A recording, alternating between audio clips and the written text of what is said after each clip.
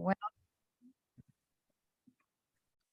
welcome, welcome, welcome. We're so happy to have you here today on this August the 21st, 2022.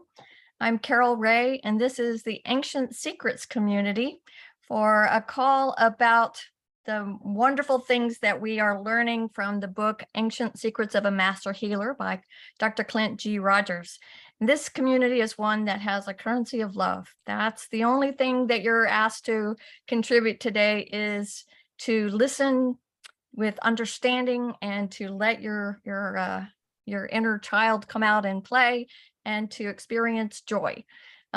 Today's we have a host of characters for you. Miss Janet's on board. Good morning, Miss Janet. Good morning. In the house. Good morning, Miss Jana. Hello, Jerem. We're so glad to have you at the helm today. Hi, Carol. And our beloved Jonathan on deck with tech support for today. Yay, Jonathan. Hey, Jonathan. Namaskar. We're so happy to have you here today. We have Dr. Steve in the house from Syracuse, New York. Welcome, Dr. Steve. We're so happy that you're here with us today. And so many of you that I recognize from our weekly chats, or some of you are from 100 days, some of you from 3-year path. It's so great to see all of you here from so many places across the planet. If this is your first, Jana?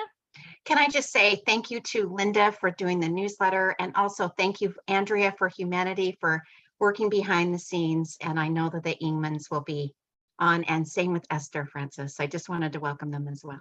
Oh, thank you so much, Jana. If this is your first time here, we would love to acknowledge you. And if you would, down at the bottom, there's a little button that you can click on that brings up the chat. It might be under more, depending on what your version of the software is. And if you could put in the chat where you're located today, that would be wonderful. And if this is your first time, we're always curious to know, how did you find us? It's always an interesting story to see how we've been brought together. So today's topic is a beautiful one. And Janet, would you like to explain what the topic is for today? Absolutely. Well, I just had this burning desire to make today's theme about raising the planet's vibration, how we're raising, what we're doing to raise the planet's vibration. And all of us, because we're heart-centered people, we are doing that just in existing, just by exuding from our hearts love. But it is, there's so much more that goes into it. And, you know, with your help, Carol, and Jerem has got some great things that he's going to be talking about, and Esther Francis. We're just going to be kind of centering on that theme today. So I'm really excited about it. That is exciting. And we have some special music today. Oh, yeah, we have lots of special music here. So one of the things that we're going to do is we are going to listen to Renara's music, a piece that I picked. It's called Divine Energies. I looked at her website and she had given me permission to play it on today. She's not going to be on the call, but she gave us permission to play some of her music. So we're going to do that. And then Jerem has got some musical guests that he's involved in a music project. So we're going to be talking about that too. So, and working with them. I don't know. I think it's recordings, Jerem, am I right? Yes, these are recordings today by Anthony Rankin Wilson, who is one of the most wonderful poetic songwriters that I know. And Anthony's music will be on the music project, and we'll say a little bit more about that later. Wonderful, wonderful. Yes, so let's talk about, if you don't mind, I would love to just take a couple of minutes to do some grounding and some centering, just to get us all together on the same page. If we can just close our eyes. Just feel yourself grounding, centering yourself, taking some deep breaths, breathing in that clean energy, and exhaling everything that you do not need. everything that does not serve your highest and greatest good.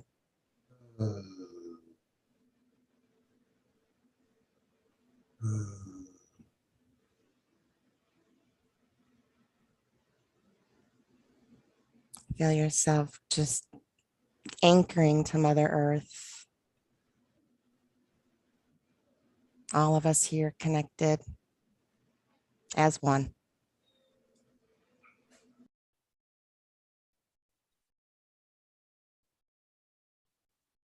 Thank you.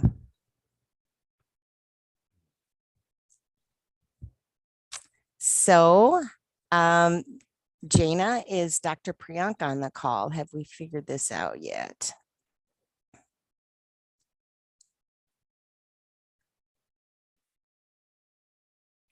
She said her internet was a little Mhm. wonky this morning, Yep. so.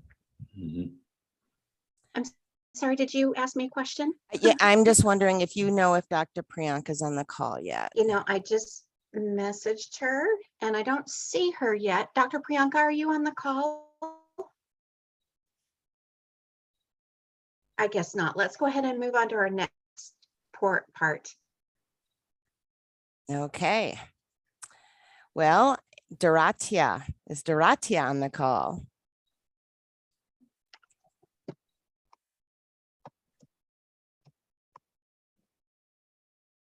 I don't see her. Mm. Oh, yes, she is. I see her. Okay, Dorothea, can you unmute? Yay, she's unmuted. Oh, hi, good morning. Or yeah, it's 8 a.m., right? Where you are, I don't know. I am in Philadelphia. Wonderful. So happy to see you here, Dorothea. Did you say you're in Philadelphia? Yes. Hello. Do you live in Philadelphia or do you live in home? You live in Philadelphia. Yes. Okay, wonderful. It's so good to see you. Nice to see you. So Janet, do you want to introduce her a little bit? Yes, Dorothea is the Hungarian translator, and she has done such a marvelous job. She's translating from her heart, giving everything she's got, always pleasant, always just wonderful to deal with. We're really blessed to have her. So Dorothea, do you have a story to tell us, a miracle story or anything that you would like to tell us about your time translating? Thank you so much for the introduction. I got so emotional already. Mhm. Yes, I would like to share. Actually a little bit about myself before I just jump into my story. And if I talk too much, just please stop me. So, yes, I am from Hungary. My mom is Polish. My dad is Hungarian, and I grew up in Hungary. My parents met in Germany, and so I was a big traveler, and I ended up in the United States meeting my husband, who is Polish. So I just followed my parents' path, and we mixed it up. So now my husband is the Polish, I am the Hungarian. And in 2016, our beautiful daughter was born. And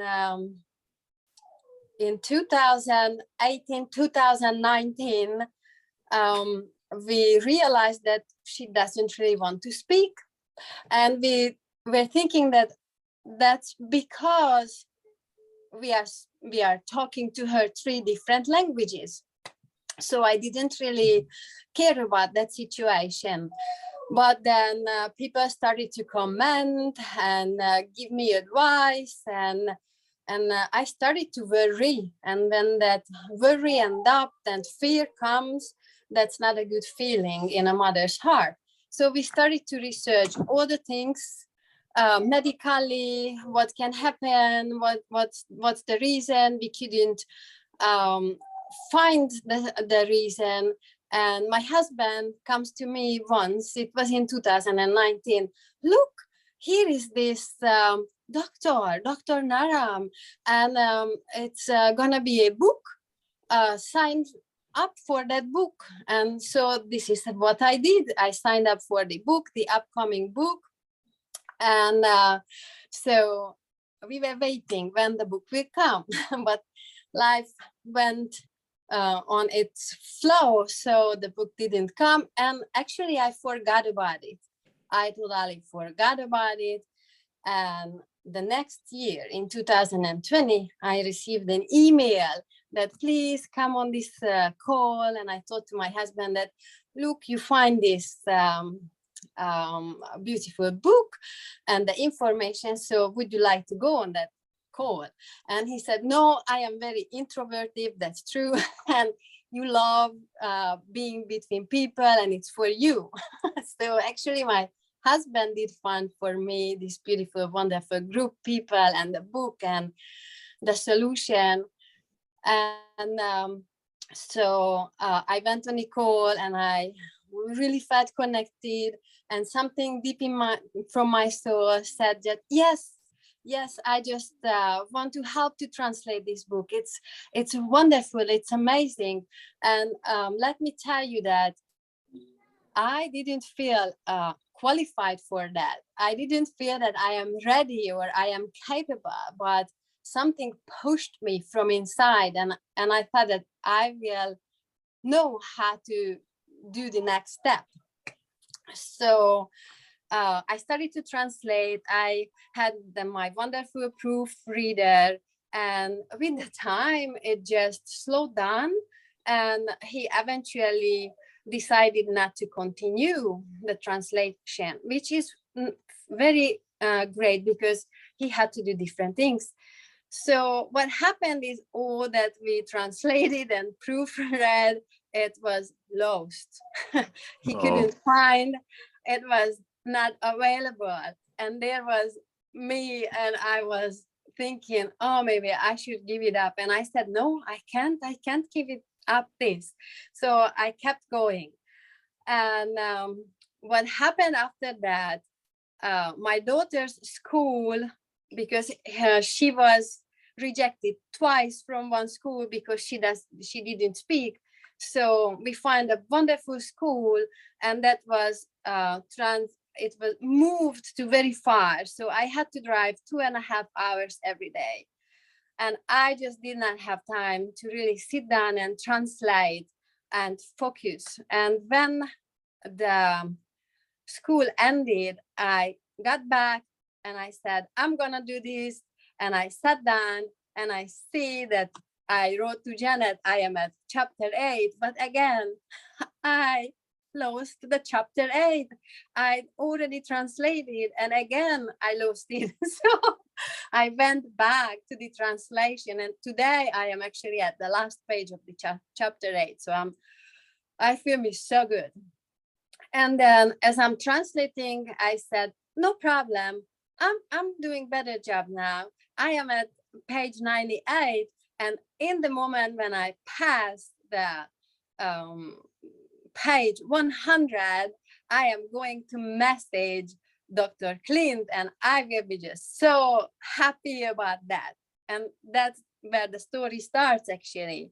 So I'm sitting there, I translated the page, the 100, and I felt so happy. And I said, before I write him, I'm gonna take my dog for a walk. And I do listen to something, a course I just purchased. It's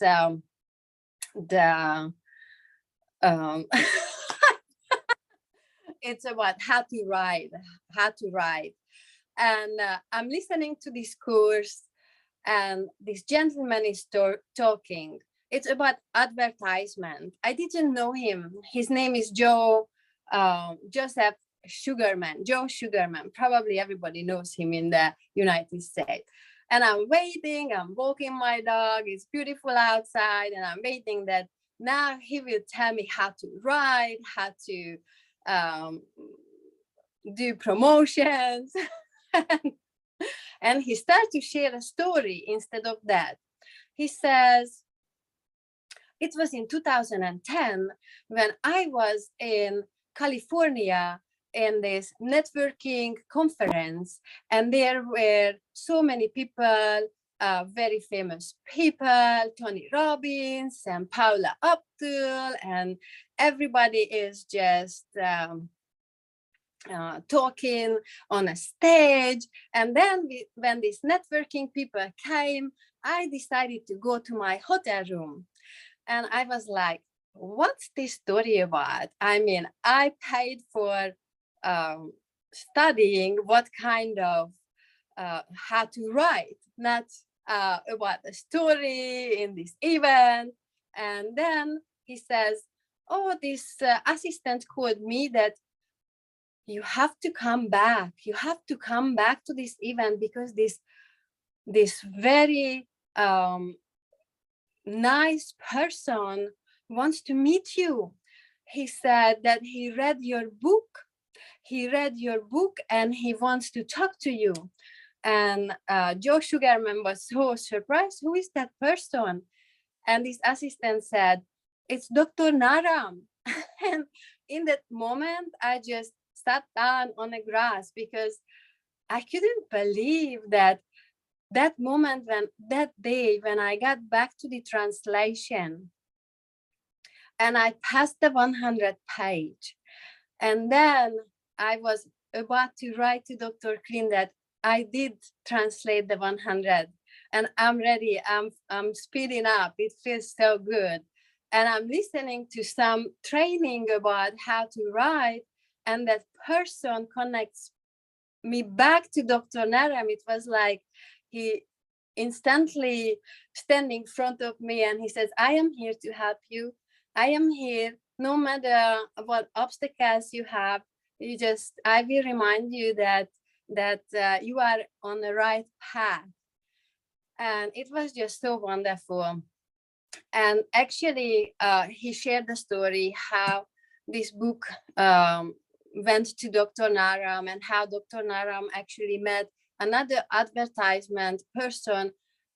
He became his physician in England. And when that person passed away, he gave all his books to Dr. Naram. He shipped it to India. And Dr. Naram looked at these lots of books and he picked up this book from Joe Sugarman. And I wanted to just buy this book. I said, I want to know what Dr. Naram finds so wonderful in that book. And I bought the book.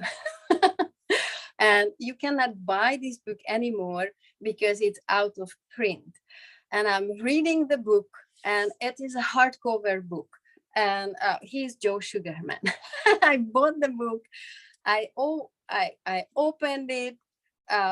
It's Success Forces. And I open it, I read the first chapter, and I am like, what? Dr. Naram did find so wonderful in this book. This is a story about the sailing boat, and then they are sailing, and there is a drunk person, and I don't know, I'm studying this. I'm studying this advertisement, how to write. I'm translating the book, and I'm reading this, and I don't understand. And I took off the cover. I'm taking off the cover. I don't see anything written, and I'm turning to the side, and it's a different book. They sent me a different book. And I started to read. It's Secrets by an author. So I ordered again the book. I have now 2 books, and I read it, and it's wonderful. But I just want to tell that sometimes what we want something in the life, but then this opportunity came to me and I was accepted, and everybody is so helpful. And that's why I'm just translating and going with the flow and not forcing something in a life what I want, because it's not meant to be for me, because I feel when I am with the flow.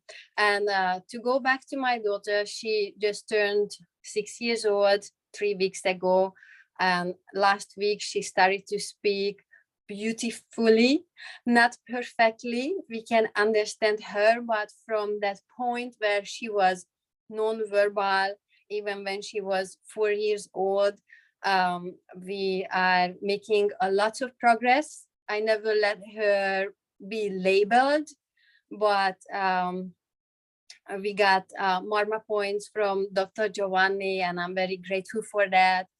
And thank you for this all, the presence and all the help and support and that energy, what we receive. So I feel me so blessed to be a part of this translating group and this healing group. Thank you so much for inviting me and letting me share my story. Ah, I love hearing your story. Thank you so much for sharing. Oh my gosh, you said so much in all of that. First of all, I just want to say, you know, the story of your daughter reminds me of Maya Angelou. She didn't speak for the first few years of her life either. And look at how beautifully she showed up in the world later on. And I don't know the situation with your daughter, but, you know, I love how you're just saying, go with the flow. You said when you started the translation, you did not feel like you were adequate or that you were, oh my gosh, how many of us have felt that way? I mean, I did. I was like, oh my gosh, you know, who am I to be able to help with the miracle experiment game or to do data entry or what, you know, it was just crazy. So, you know, and that's just it, this community gives us the opportunity to be able to progress and to be able to be loved while we're stepping into, you know, being a better version of ourselves. So it's beautiful. Thank you so much for your service. Janet, did you want to say anything? I'm just so grateful for Dorothea for speaking today, because that is such a beautiful story. And the fact that, you know, Dr. Naram got brought into this and you were brought to him again through that. It's just synchronicity. It's a wonderful situation there. That was a beautiful story. Thank you so much for sharing that. Thank and you. and for everything you do for the translation team. Anytime you want to speak, would love to have you join us. And you speak beautifully. It was beautiful. Love your stories. Jaina, Dr. Yes. Priyanka is on the call. I saw her. Yes. I just asked her to unmute. Yes. Dr. Priyanka, are you here? Yes, there you are. We have had the pleasure as a community of being able to do a 7-day detox and a 28-day detox, and we're still in the 28 days. And Dr. Priyanka has been so supportive and helpful for many of us. And would like, you know, if you have any questions regarding the detox, now if it's regarding your specific help, would like you to contact your Vidya individually. But if you have any questions in general regarding the detox, or, you know, maybe something else that Dr. Priyanka could answer, that would be great. Hello, Dr. Priyanka. Hello, hi Jaina, everyone, good morning. Nice to see everyone's beautiful faces. Hi Linda, hi Mary. So glad to see everyone here again. So Yeah. good to have you on. So does anybody have any questions? If so, just raise your hand or unmute. Dr. Priyanka, if you could just kind of give us a brief overview of the benefits of the detox, just kind of a general. Yes. So now you must all be aware that we have been doing this detox, which is called as a 28-day Healthy Me Detox program.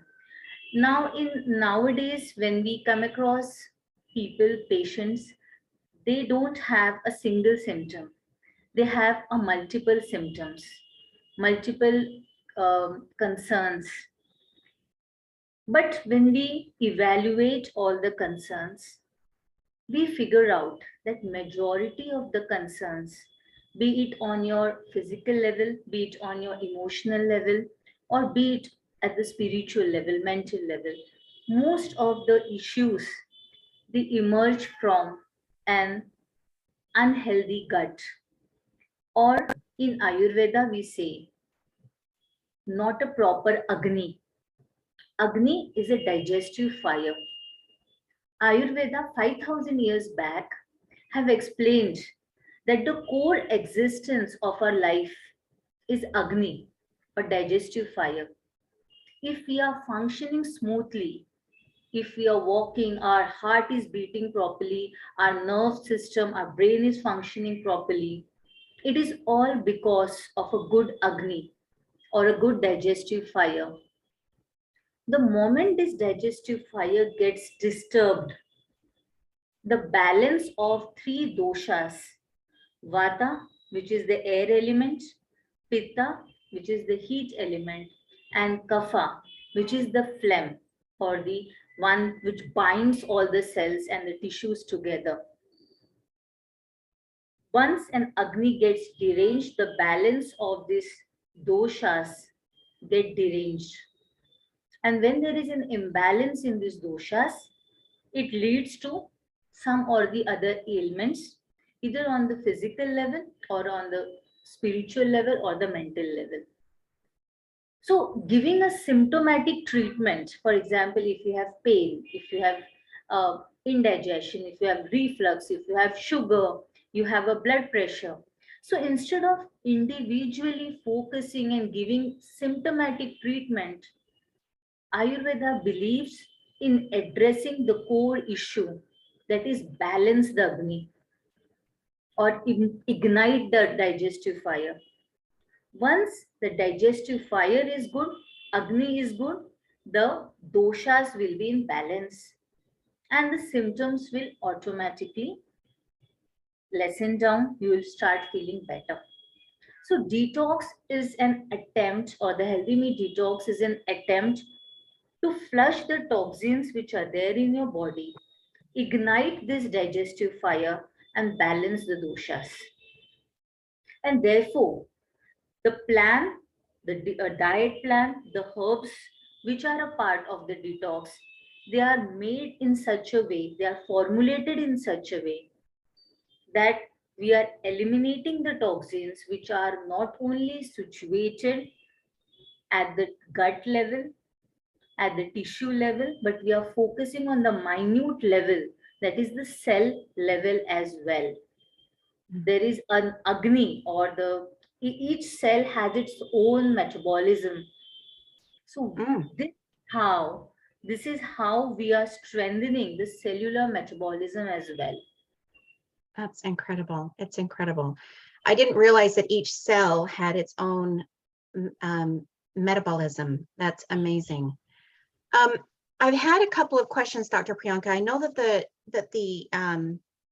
detox is for 28 days, and we have had another detox that's just for 7 days, just with simple remedies in our kitchen.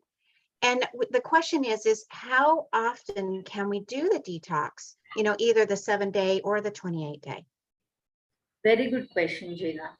So it depends definitely on what level the Agni is deranged, the nature of the ailment, how chronic is the ailment, right?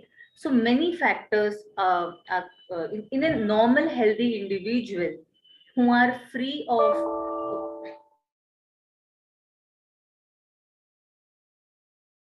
Oh, did we lose her?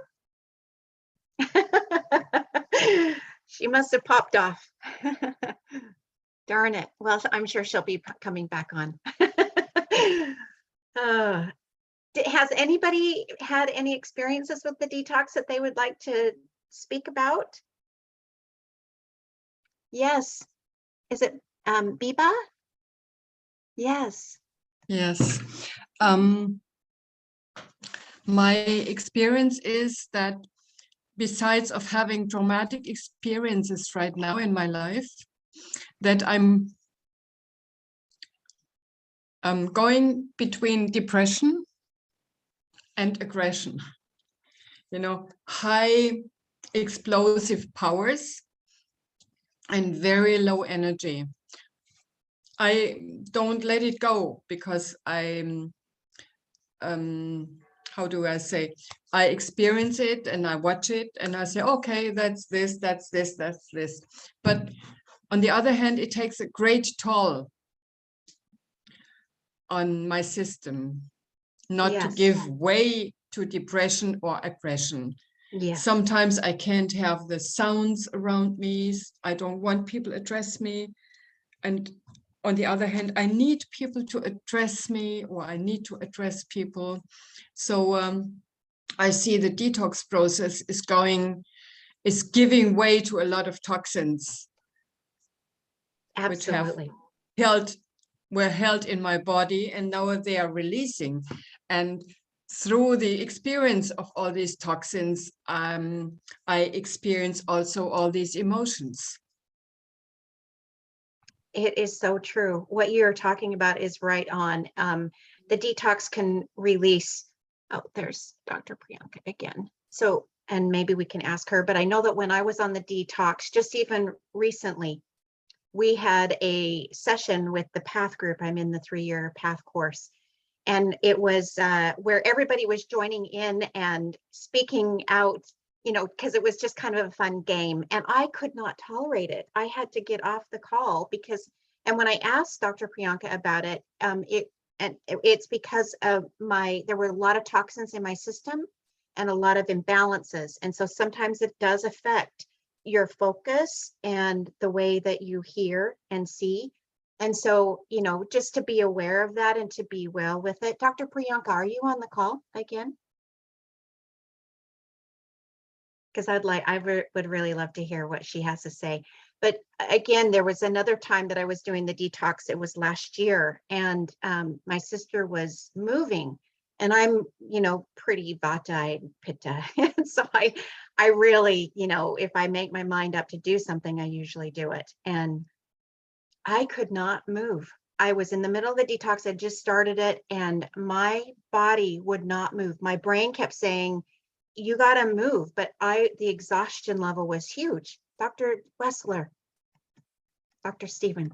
Yeah, I can speak on that a bit. So Thank you. whenever you detox, what happens is, you know, you have all these bacteria, viruses, different things in your body, and they were being fed by certain foods that were in your diet before the detox.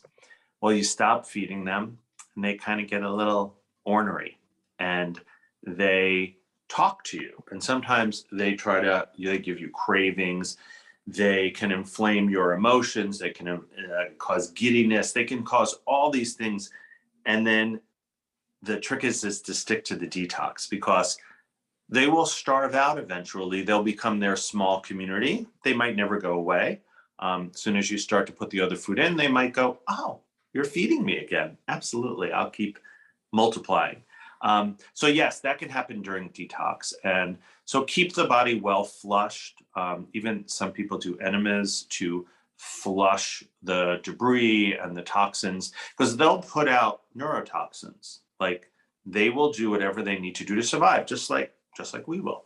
And but you know, 3, 4, 5 days maximum. Usually it's a day or two that people feel a little cranky, a little hungry. Don't starve yourself during this. This isn't the goal, is to starve yourself. It's to eat well, drink well, but in a restrictive way. Restriction, actually, you know, a tree grows really tall because it's restricted by its roots. So it gets to reach as far and wide as possible. So this fast is the same way. It's not a complete fast. It's not a, you know, water fast. You know, we're not living on air. We're living on food for the cells to eat, but there's no sugars, there's no wheats, there's no things like that to feed kind of the cells that aggravate our symptoms, that spill over our bucket, like I've talked about before. The fast, especially the 28 Healthy Me fast, it brings the toxins from flowing over the side of the bucket to below the bucket. But when your world gets rocked, it will still spill over. If you have a weekend of bad eating, it will spill over. So the more you do the detox, and for some people, I suggest once a quarter, every season, do 7 days. For some people, doing the Healthy Me once a year, some people every other year. It depends upon how good their diet is. Dr. Smita used to say there would be businessmen who would come and do, like, you know, many weeks of panchakarma so they could eat whatever they want the rest of the year. That's not optimal, but at least it's a good try. You empty out your bucket to a point. Dr. Pankaj used to fast before he went to Italy, so his body could handle a buildup, because it takes a while to build those toxins up again until they spill over the side of the bucket. When they spill over the side of the bucket, they become headaches, they become stomach aches, they become joint pain. So some people will have some symptomatology, and sometimes you just have to talk to your body. Like, I know you're upset. I know I'm not feeding you like I did before, and I might never do that again, or I could just do it for short periods. So hope that helps. That does help. Did that help? Did that answer your question, Biba? Somehow, yes. This is part of the detox, but in addition to the detox, I had some challenges. Mhm.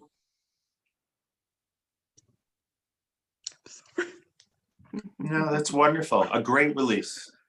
I lost very important people in my life, Hmm. and thank you so much. And it's really taking a toll on me. My mother died, a dear friend died. I accompanied my mother for almost 3 months. And a friend, I had 3 days and 3 nights with him, and he suddenly left. And my brother had a freak accident, not just a few days after that. Mm. And if you have any mamas or whatever it is, I would be very grateful for that. Hey, I do the Carol, detox as much as it's possible, and I'm also in the consultation with some of the Ayurvedic doctors.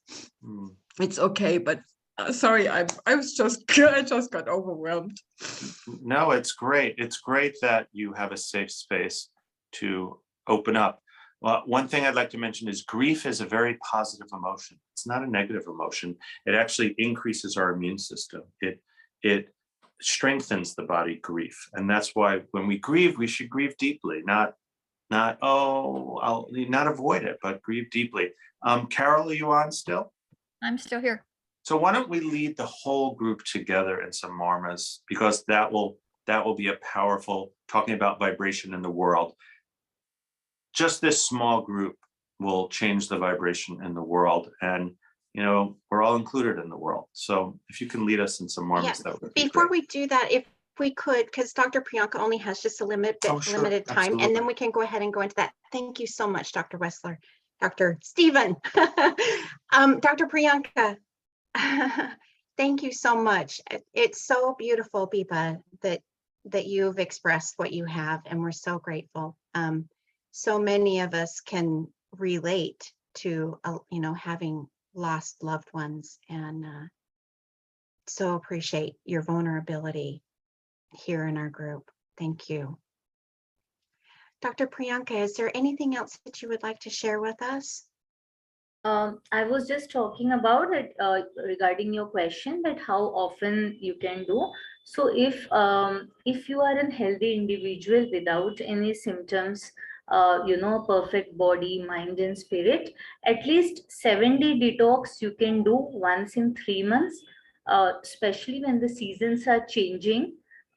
Wherein when one season changes and the other season is set to come in, during those days our Agni is more deranged. So during those days, if you do a 7-day detox, that will be beneficial. And in cases of severe illness, chronic illness, and multiple sort of illness, like someone who have high blood sugar combined with blood pressure plus hormonal changes, thyroid dysfunctioning, in such cases, even if you do a 28 detox once in 3 to 4 months, that will be helpful, because we are working to reset your Agni at a very deeper level. That is awesome. So on the 7-day detox, where we're just doing it out of our kitchen, how often can we do that? Once in 3 months, just for 7 days. Okay. Okay, good to know. good to know.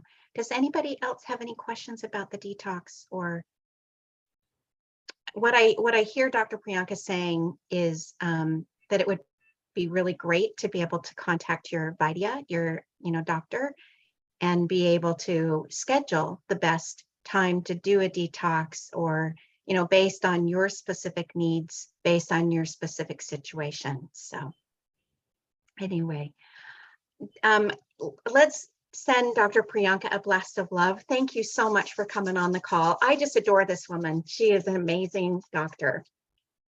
Thank you. Thank you. Okay.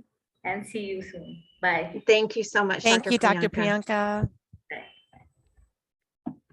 And Dr. Stephen, thank you. And I just still come back to Victoria. I'm thinking about your story, about your daughter, and about the translation and everything. It just is, it's so beautiful. Thank you so much. We have one of our members of our community had a little bit of a miracle happen. It was a little scary situation. Daniel was traveling, or he is traveling right now, but Daniel, would love to hear your little miracle story, because we just adore you. Thank you so much. Hello, hello, hello. Hello. Hi, everyone. Do we have a good connection? You have a good connection. Yes, we do. Oh, okay. Yeah, I just found a spot to park. I don't know if you can see, maybe not.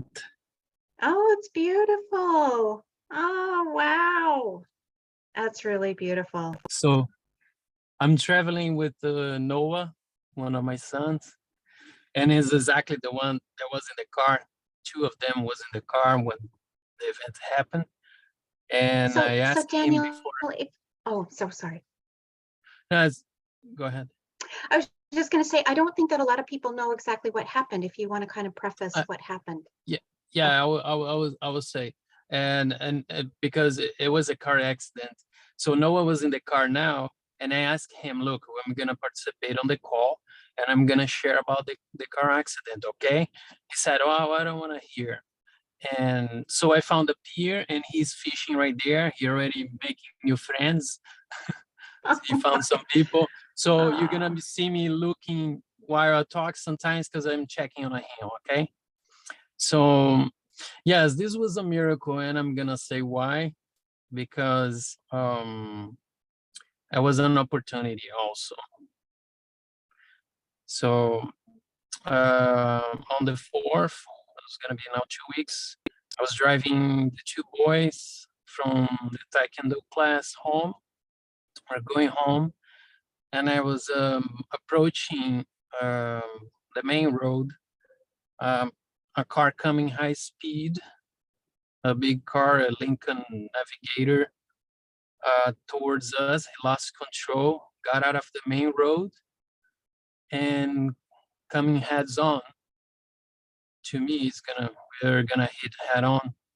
I was so slow because I was approaching the main road, so I didn't have speed enough to do much.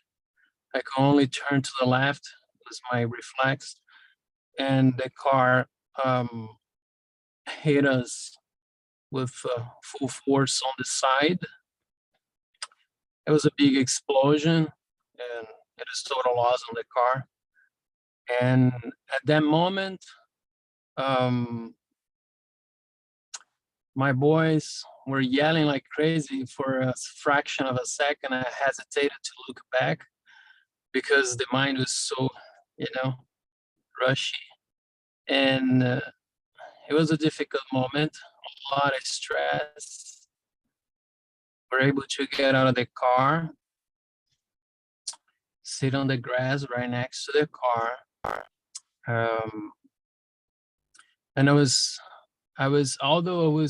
even though I was very, very nervous, there was part of me that was present, and knowing that everything was gonna pass. And they were crying, they cried, but one of the Noah, exactly Noah, stopped crying and was just like in a shock state. And I was reminding him and myself to breathe, to keep breathing and breathing, because he stopped. He was just like not moving at all. And that whole thing happening, the paramedics arrive. No one was hurt. Okay. We're all wearing the seatbelt, and I put a post on the Facebook about the seatbelt saving our lives. It was 100% that the seatbelt saved our lives. The post says really quick, I saw months ago, or maybe a year ago, outdoors on the highway with a car, the picture of a car flipping, and the phrase saying, that's not the time to check on your kids if they're wearing the seatbelts. Since I saw that, I was like, yes, it makes a lot of sense. So I start being very strict with the kids and looking all the time, making sure they were wearing the seatbelt. And just moments before that accident happened, I look in the mirror and I asked, and I check if they were wearing, and that was positive. So that happened. And in the moment I was there, I have been in an accident when I was 7 years old, exactly the age of my sons. And I remember how traumatic it was, because the mind doesn't understand everything. It's so so touchy, in our system and the whole thing. It's difficult. So I was trying to remind them, as I was trying to remind myself in those moments. And police officer tried to talk to me to explain what happened. I was not interested at all. I was interested in calming down and give them some support, as I was giving to myself as well. So moments later, we're sitting there, and moments later, we're settling down a little bit. People came to help. The other driver came. I even reached a bottle of water to him that some people brought to us. And then the police officer goes to his car, and then when he passes in front of me with four cans of beer from the other car, and he's showing to the other police officer, he empties one of them, is halfway, the other four other three are empty. I felt anger for about 2-3 minutes. I was able to feel anger because of the driver, could have killed us. And I immediately had my mind, you're not gonna feel this feeling right now, because you're capable to look at this in a different way. So it's Ati Deva Brava.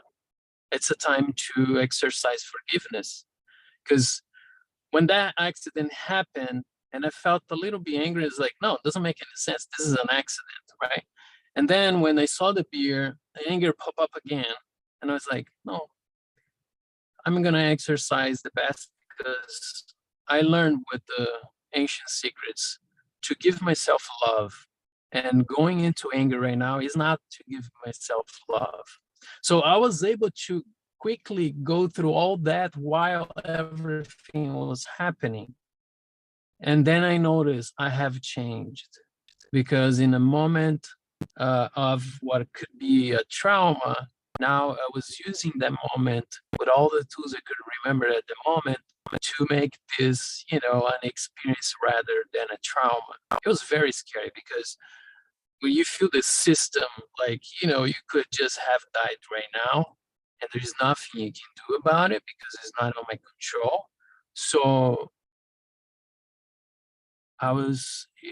there was like parts of me working for that moment to be settled and to give some love and attention to my kids at the same time. So it was very helpful, because I did not only dismiss the anger by using my tools and my intelligence, but in the day after, I wrote a letter to the driver, a letter of forgiveness, because I was able to spend some moments thinking with that person, that situation, drinking and like that and driving. He needs help, obviously. It's not for me to judge. Anger won't solve, won't help anything, but it's a person, it's a soul like me, and is in a difficult situation and needs help. So I didn't send the letter because I wrote the letter on my diary.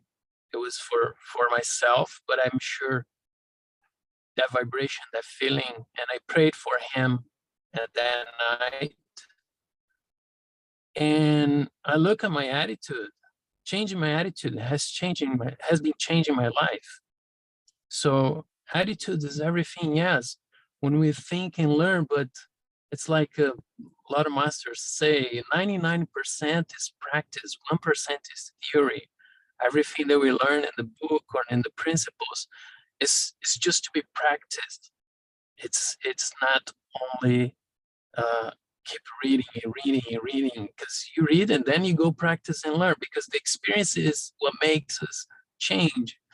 So it was this has empowered me. It has given me um, a feeling of more confidence, a feeling of more trust in God and in the principles, because I wanted this for my life. I wanted to change. I wanted to feel that I was able to change the things that I didn't like about me. So this was the miracle. I'm sure there are more things right now. And Oh my gosh, Daniel. Go ahead. You've just said so much, because how many of you guys have been in a situation where it's been almost, you could have died. Oh my gosh, yes. And it shakes you. It's like a wake-up call. And so for Daniel to be able to be in this experience, and I have been in that experience, and the anger is real. And it is something to be able to be not pushed aside, not to be ignored, but to be able to look at and evaluate, very similar to the grief that Biba was talking about as well. And when you, because in this situation, not only the anger, but there's grief. You've got the possible loss of your children, and the loss of your car, and all of the situations where, having a car accident is not convenient. Mhm.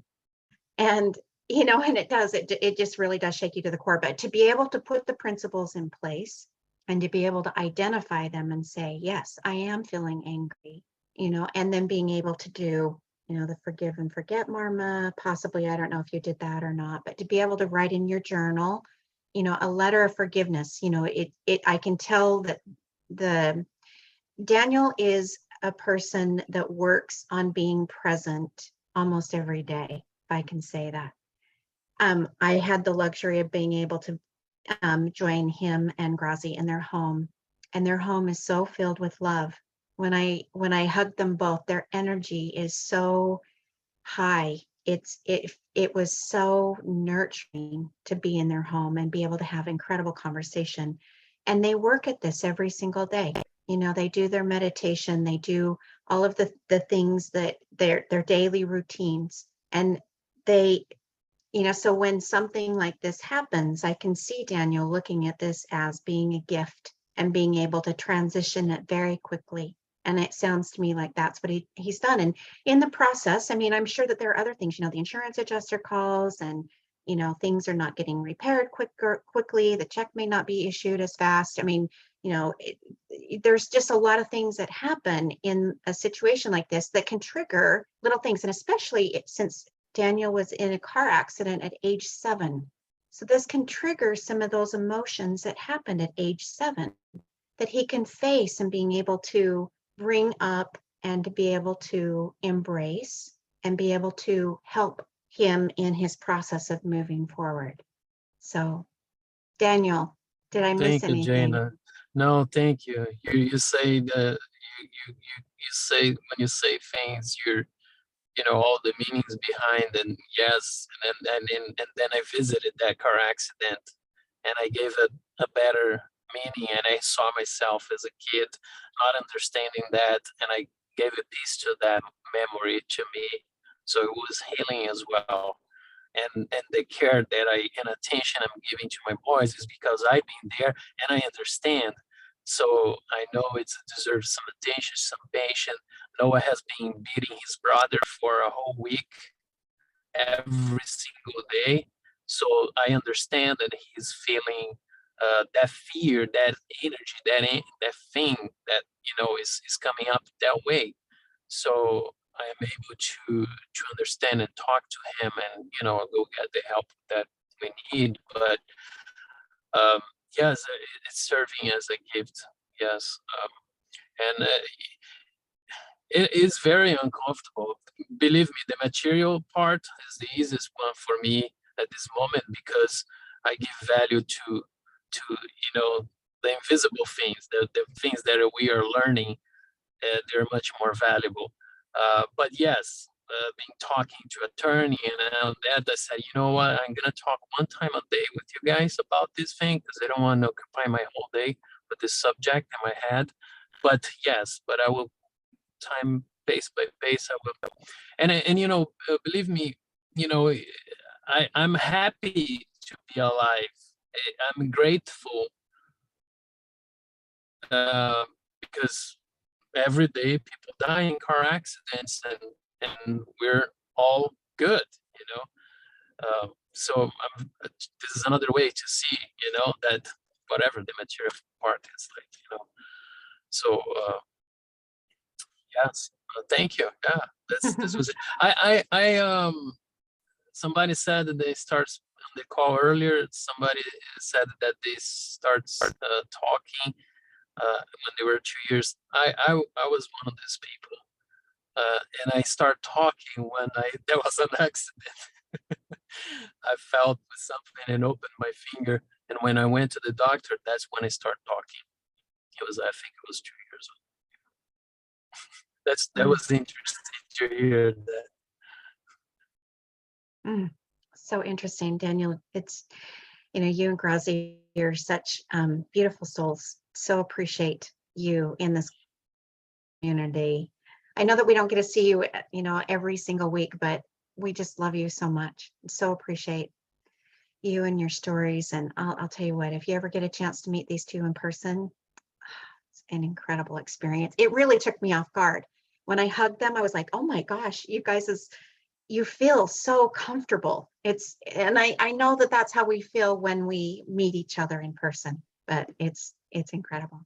Daniel, we're so glad that you're safe. We're so glad that the boys are well, and we wish you the very best through the rest of this experience. Thank you. And one last thing, that also, I don't know if Grazi is on the call, but that also unchained some older things in the family about alcohol, and it was another opportunity for healing. And Absolutely. it is beautiful when we trust God, we trust the principles, and we be patient because everything is revealed on the right time. That patience pays off big time because it comes in unexpectedly. The healings and the surprises, the beautiful surprises come on the God's time. I have learned so much in these last years about being patient and respect. That's God time. It's not the time that I want the things to happen. What is not in my control is God's time. But it's beautiful the way it showed up later. Yes. Thank you. And I miss this call so much. Well, we love it. Join anytime, but I'm if Grazi wants to share her story, would love to have her, but I know that it was a very personal and intimate story for her and in her healing. So we'll let her, I would like to have her share it if she wants to, but Daniel, thank you so much. Thank you, Jana. You're so welcome. Ingmans, I know we haven't done any marmas today. Would there be some marmas that you would like to just kind of lead us through? Jana, Carol is going to share those marmas. Oh, Carol. Okay, great. Yeah, Thank she has you. some prepared. Great. So for those of you who don't know, marmas are one of the ancient secrets that we've been taught as part of this community. And they work on the subtle energies and they help release blocks. And some people are kind of skeptical of the concept, but those of us who do this routinely do see that they make a difference. So one of the marmots that I wanted to share with you is listed as for depression, anxiety, and fear. And all of those emotions can be coupled with grief. And it's one that we do on our right arm, which is the future. Left is past, right arm is the future. And this one is 6 points down. And we find 6 points by using 4 fingers and then 2. And then where that third point is, it's about right here on my arm.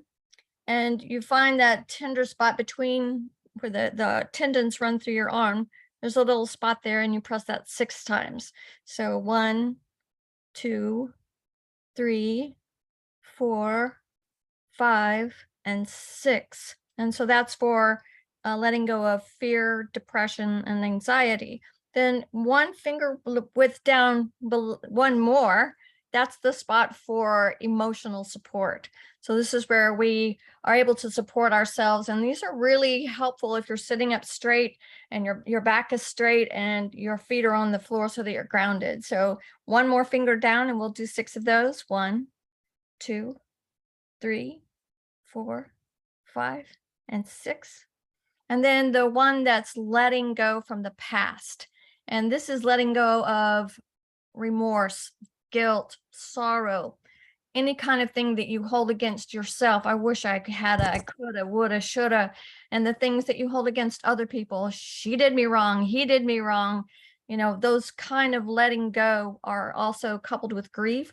And that's on your left hand. And it's the webbing between your thumb and your index finger. And if you can find that spot and do 6 of those. So 1, 2, 3, 4. Sorry, 5. could you and say that 6. again? Sorry. That's Siri. So sorry. So sorry. Siri wants to hear more marmots, but he's gonna. Thank you, Carol. Thank you so much. So that would be Jerem. I'm wondering if you are able to introduce, I would love to introduce Jerem. He's a wonderful member of this community and just a beautiful, wonderful resource. And he's going to explain some of the vibrational frequency that's helping to create this love fest that we're in today and what's going on the planet. Sure. Thank you, Janet. When Janet gave me a call this week talking about bringing in our beautiful intentions for sending love to the earth, basically, she said, you know, might be good to explain a little bit about vibrations and what they do. And the material I've studied over the years talks about how everything in the universe has vibratory rates, that everything is in vibration. And that when things are balanced, the vibration feels harmonious. When things are out of balance, it might be much more disruptive, disharmonious. And when I think about the earth right now and all the challenges that we as a humanity are throwing at her, it feels very challenging and painful at times. And what a perfect opportunity for this community to send vibrations that are loving, that are with the intention of sending our love, our heart-centered healing vibrations to the earth. And it's sort of like if you walk into a room where you're feeling like it's not the place you should be, that the energy is not good, that's the vibrations that we want to shift. And so to create a race of of humans that are joining together to send our Mother Earth, where we wouldn't be able to live without this beautiful planet to her. So that being said, Janet, I'm thinking this might be a good place to bring in the first piece of music. Yes, I would Mhm. like to ask though, people to write in the chat, maybe ways that you're helping to raise the vibration of the planet, Hmm. things that you do in your daily schedule, things that you're doing right now to that you might not even be aware that you're doing, but if you give it some thought. So Janet, what are some of the things? Can you give them an example? Oh, absolutely. Meditation, yoga, eating high vibe foods, which Carol Ray is going to definitely go over in a little bit, talking about what foods are high vibrational foods. There's so many things, just being kind, living from your heart. Yeah, there's just so many I think- things. Yeah, I think what Daniel was a great example of that, and so was Biba, and I'm going to say your name wrong again. Dorita. Can you say your name for me? Yes, it's Dorothea. Dorothea. Yes. Each one of them has shared, how they increase the vibration. They follow their heart. They practice a Diti Devo Bawa. They live with an open heart. They allow themselves to be vulnerable. They allow themselves to, be aware of when they're stuck, and give themselves space to be able to move through it. So each of those, it's where you're working with yourself instead of fighting yourself. The Atmiyata, where somebody, doesn't matter how somebody else is treating you, that you treat them as if they are the divine. I always say it's like namaste, living in namaste all the time. So those are some of the reasons or some of the ways. So we'd love to hear that in the chat. Thank you, Jen. Okay, Jerome, that would be wonderful if you could jump in and introduce the recordings. Yes. Just wanted to say one quick thing, simple things also, like yesterday, I took a carload of recycling down to the recycle depot, just as an honoring of, I would love this material to not be thrown into a landfill. I would love this to be recycled into something useful. And and Daniel, I just wanted to say thank you for what Jana just mentioned, the Atmiyanta, where you forgave that person. That really touched my heart. So that being said, this song, Jonathan, I was hoping that the Cardinal song could be queued up. Mic on. Is Jonathan there?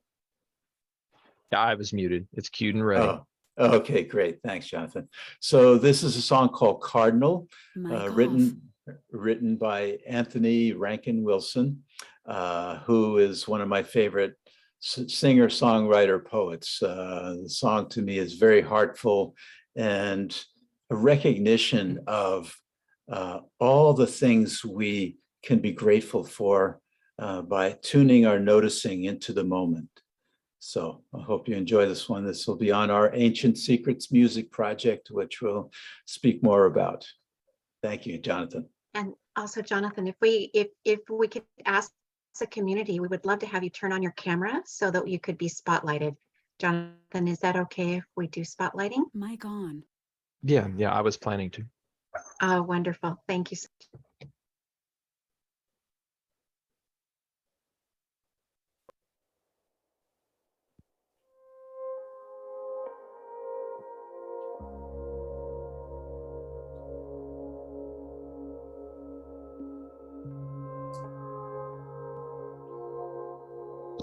Mic off.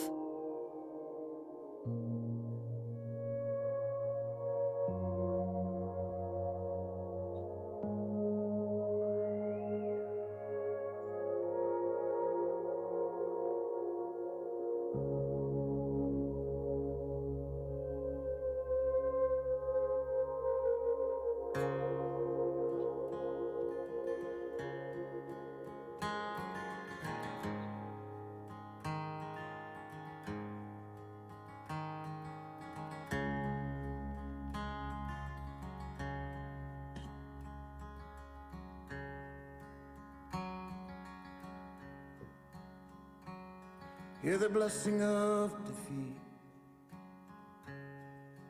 In the seventh game when my team wins. Hear the sensation of goodness. In the most holy of sins. You're a guardian angel for many. And a nightmare for a few. You're the feminine on the cross. And the resurrection too. You're the sister to my brother. And a sister to my sisters. You were a daughter to my mother. And the grief inside losing her.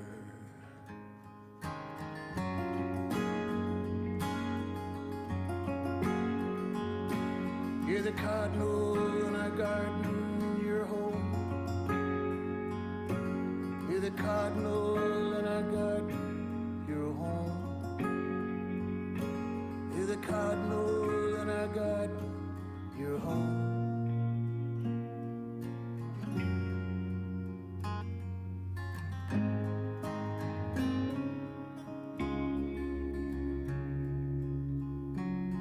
Your home on this earth for me.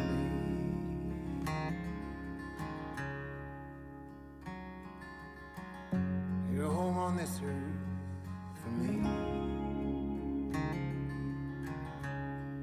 You're a lightning flash in the distance, and the thunder rolling in after. You're the loon song of sorrow, swallows diving round the rafters. You're the water snake shedding skin, and the crow cawing in the pine. You're the white skin of birches, and the arc of beauty's line. You're the rose with thorns aplenty, and the redbud in full bloom. You're the turn on to Macdonell, and the light in our living room.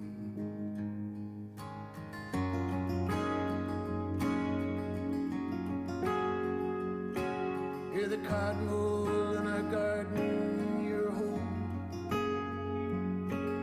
You're the cardinal in our garden, your home. You're the cardinal in our garden, your home.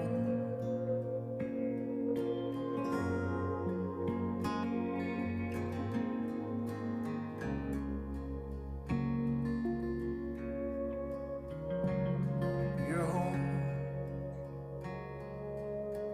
on this earth for me.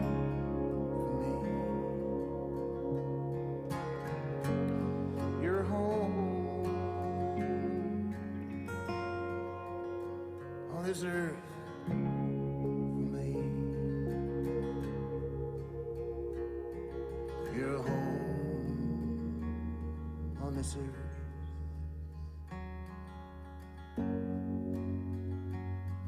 for me.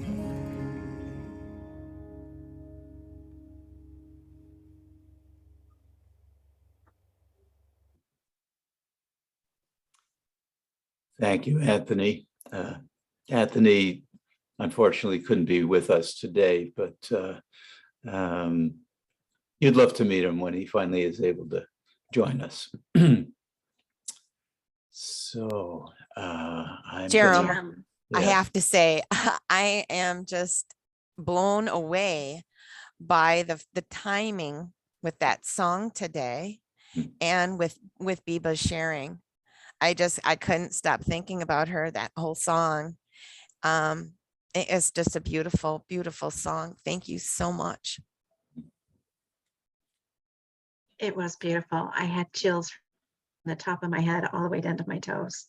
If that is a song that increases your vibration, I don't know what is. It's beautiful.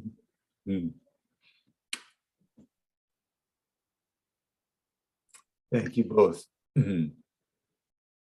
So, Jerem, did you have another song you were going to share?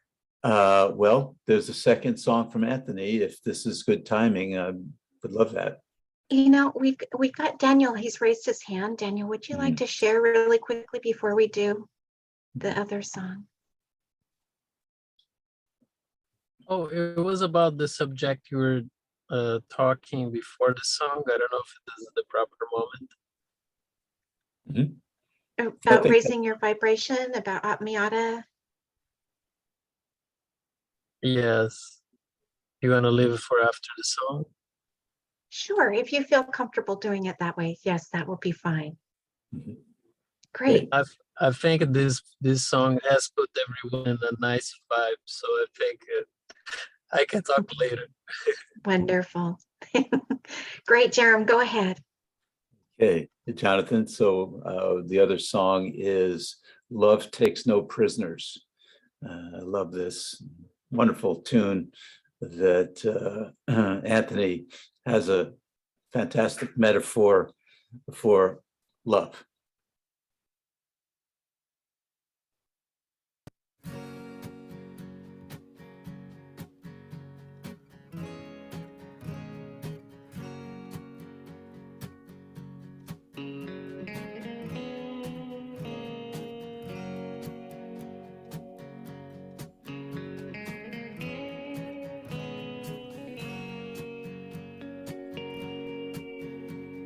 Maybe I was born, like my mama said, to wander like a lone wolf. It sure gets cold under the moon with only one mug on the shelf. Maybe it's just my fate. Maybe it's just too late. Then Dory whispered, Come on, cowboy, open up that gate. You must open your heart in hell. If ever you wanna ride with me, this heart of mine rings that faithful bell. This love takes no prisoners, releases repeat offenders, refuses all pretenders.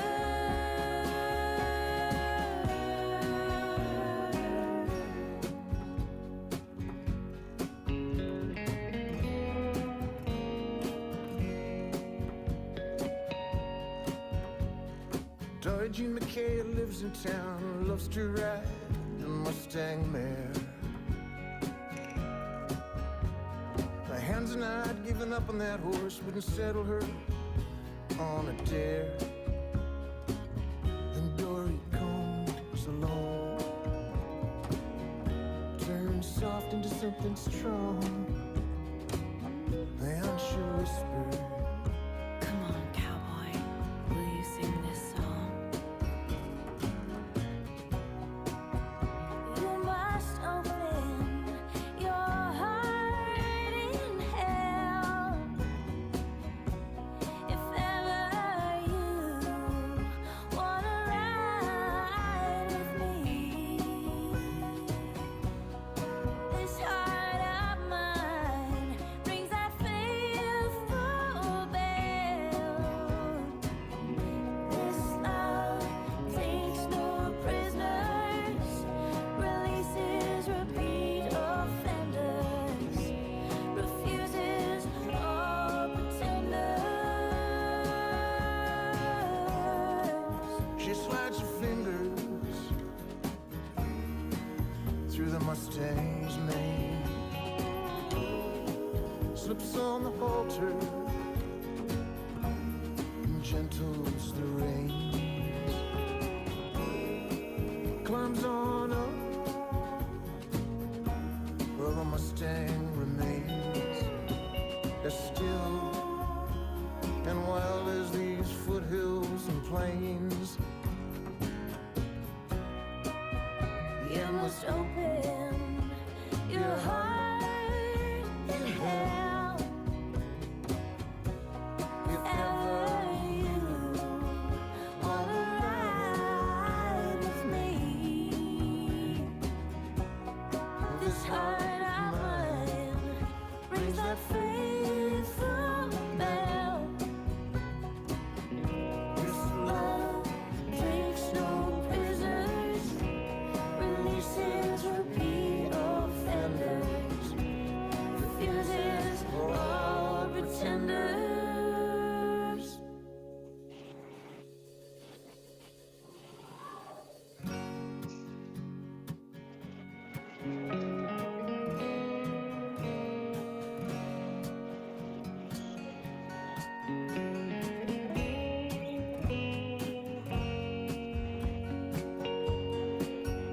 ask for nothing less. Ask for nothing more. Ask for nothing less. Ask for nothing more.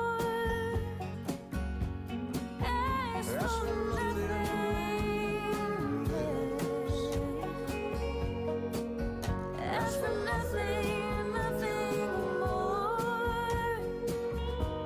Ask Ask for for nothing less. Ask for nothing.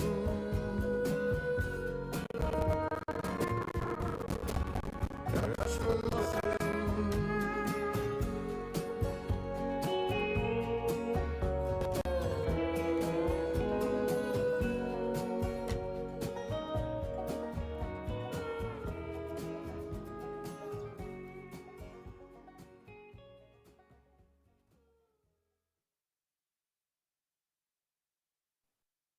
Wow, such powerful music.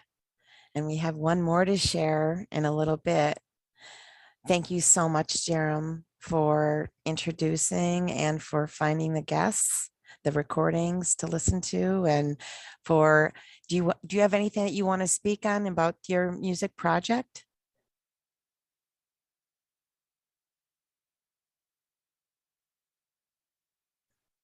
Jerem, are you still on? Mic on. Mic off. Okay, I'm back. Yes, so our Ancient Secrets music project is getting in motion now after long delays. And we invite anyone who's a musician who has composed pieces along these lines or any other songs or instrumental pieces that bring that heart energy. We're creating this as a healing instrument on many levels, where we're bringing healing music into the world that people can listen to when they're in a bad moment. Like Anthony says, you must open your heart in hell if ever you want to ride this wild Mustang of life. So if you have music, Andrea, I think you're there. I'm pretty sure you're still there. If you could put the link. Oh, she's way ahead of me. It's already in the chat. Okay.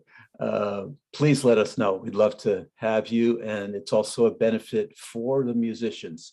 It'll be a revenue sharing of the songs sold to benefit the orphans in Nepal. On the Ancient Secrets Foundation website, and the musicians will have a 50% revenue sharing so that they can continue having resources to create beautiful music. So thank you, and we invite you all wholeheartedly. Thank you, Jerem. We've got a couple of raised hands. Susan and Joseph.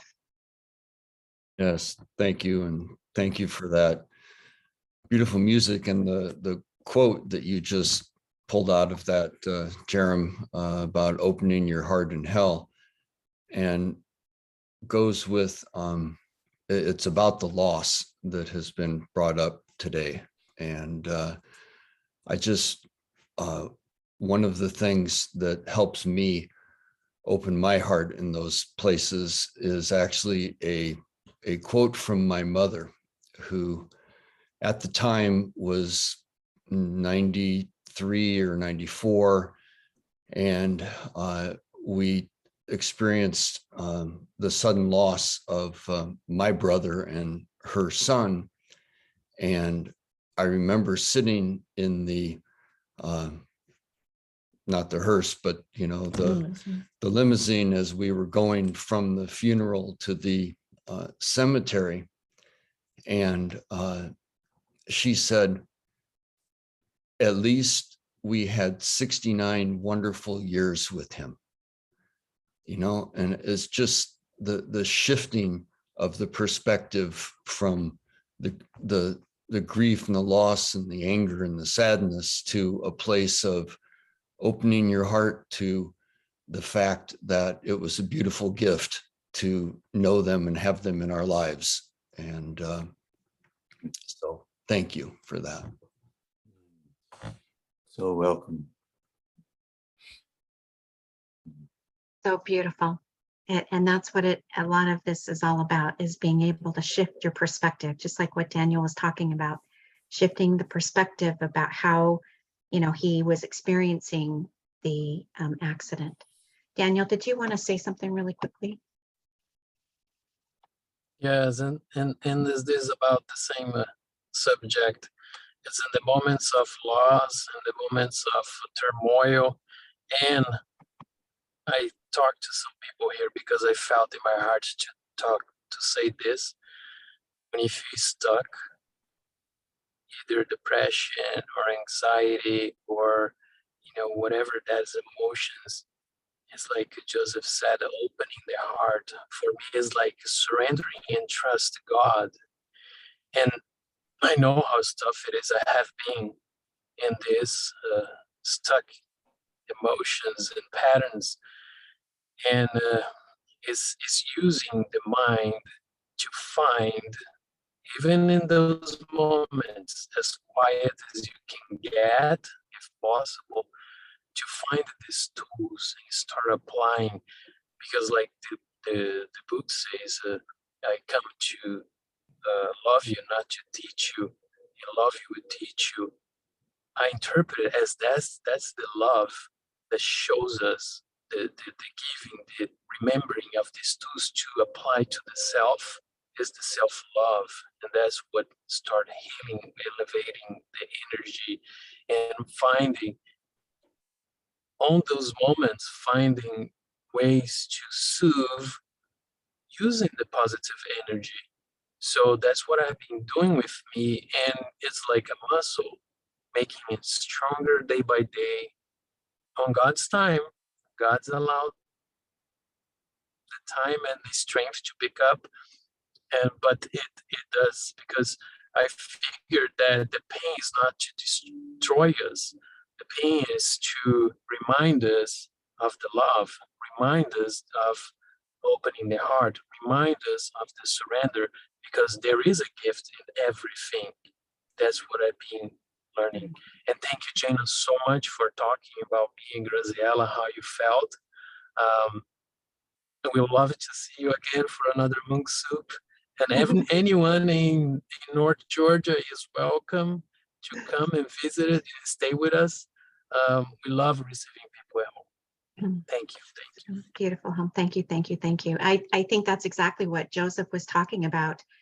Oh my goodness, I'm sorry, the words just went out of my mind because I was thinking about your beautiful home and the experience that I had.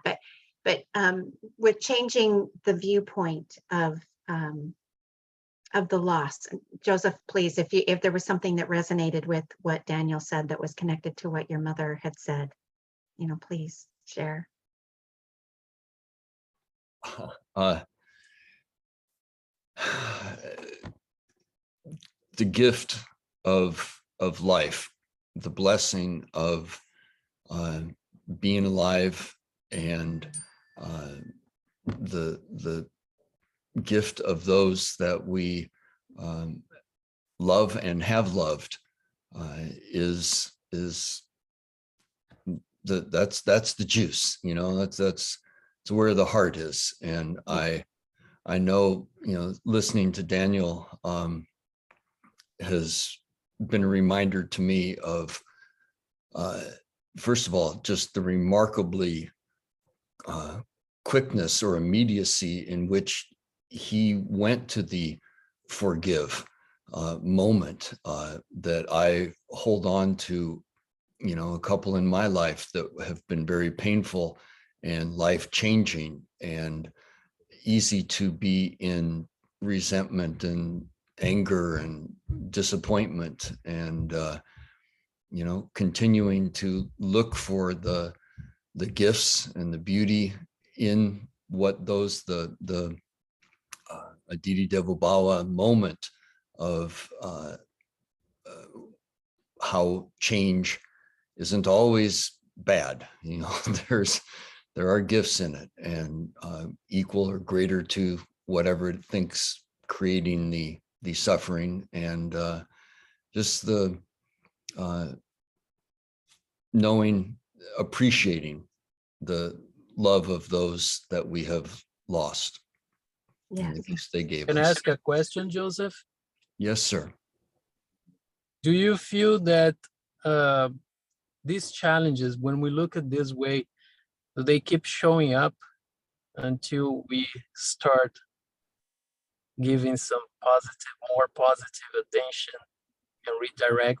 Do you feel that, you know, challenges start keeping showing up because we're looking a certain way, we're reacting a certain way?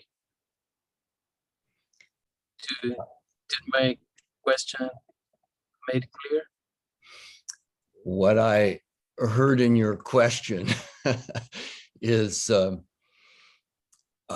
yes, that in my life, I have been given signs or challenges, and perhaps ignored them or not embraced them fully. And then the sign or the challenge comes back in a different way, and usually in a little bigger way. And then if I don't pay attention to that, it keeps coming back. It's God's universe way of asking me to wake up and to change and pay attention. And each time I don't pay attention, the message doesn't go away. And I'm challenged again in a deeper, larger way. And so, yes, I believe you.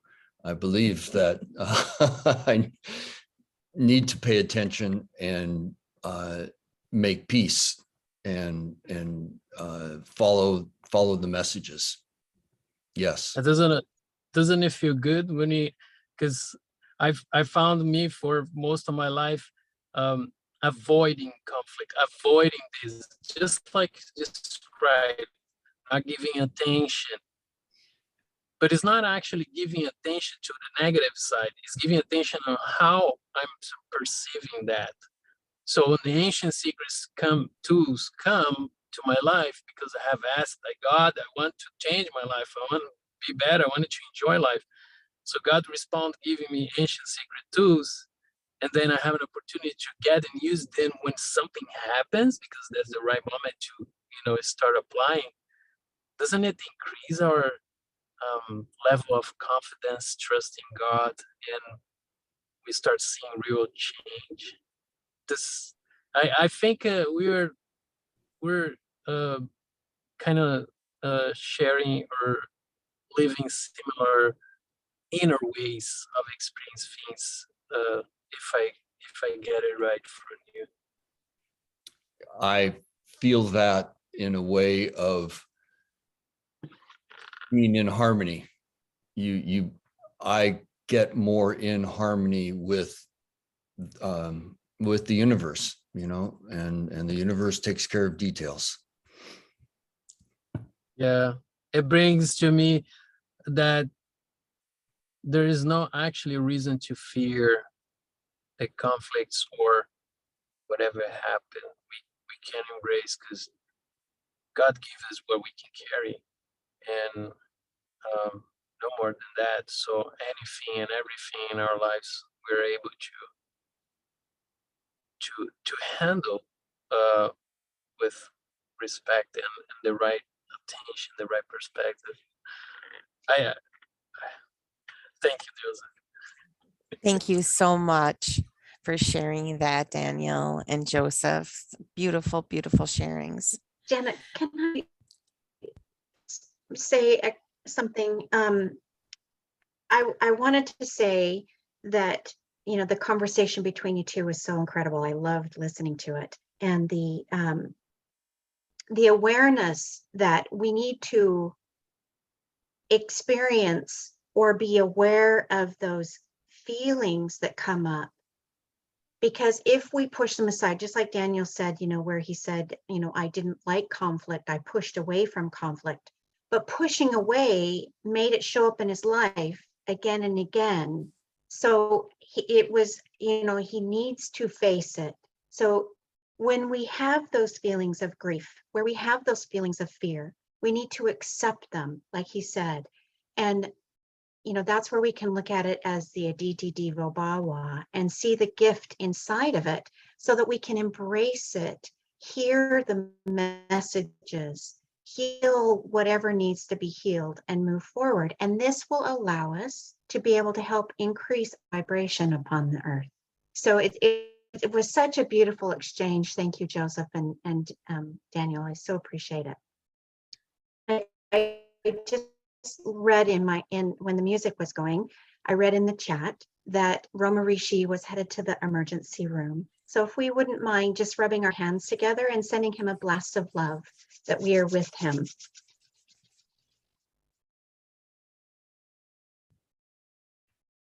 I hope that everything is okay. Thank you. Tara's going to be listening in, and we hope that he is.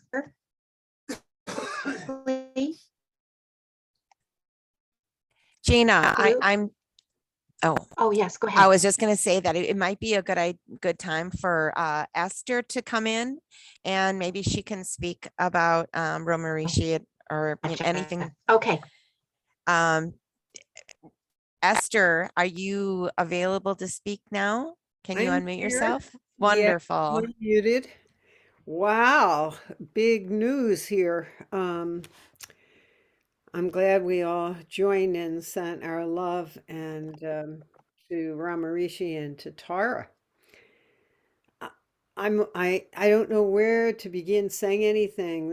I feel like I've been to a museum that's full of Monets and Picassos and just so full. It's I feel, or if I've had just amazing courses of food and I need some sherbet to just kind of clear for what's next. So maybe we could just take a deep breath together, if that's maybe a few of them.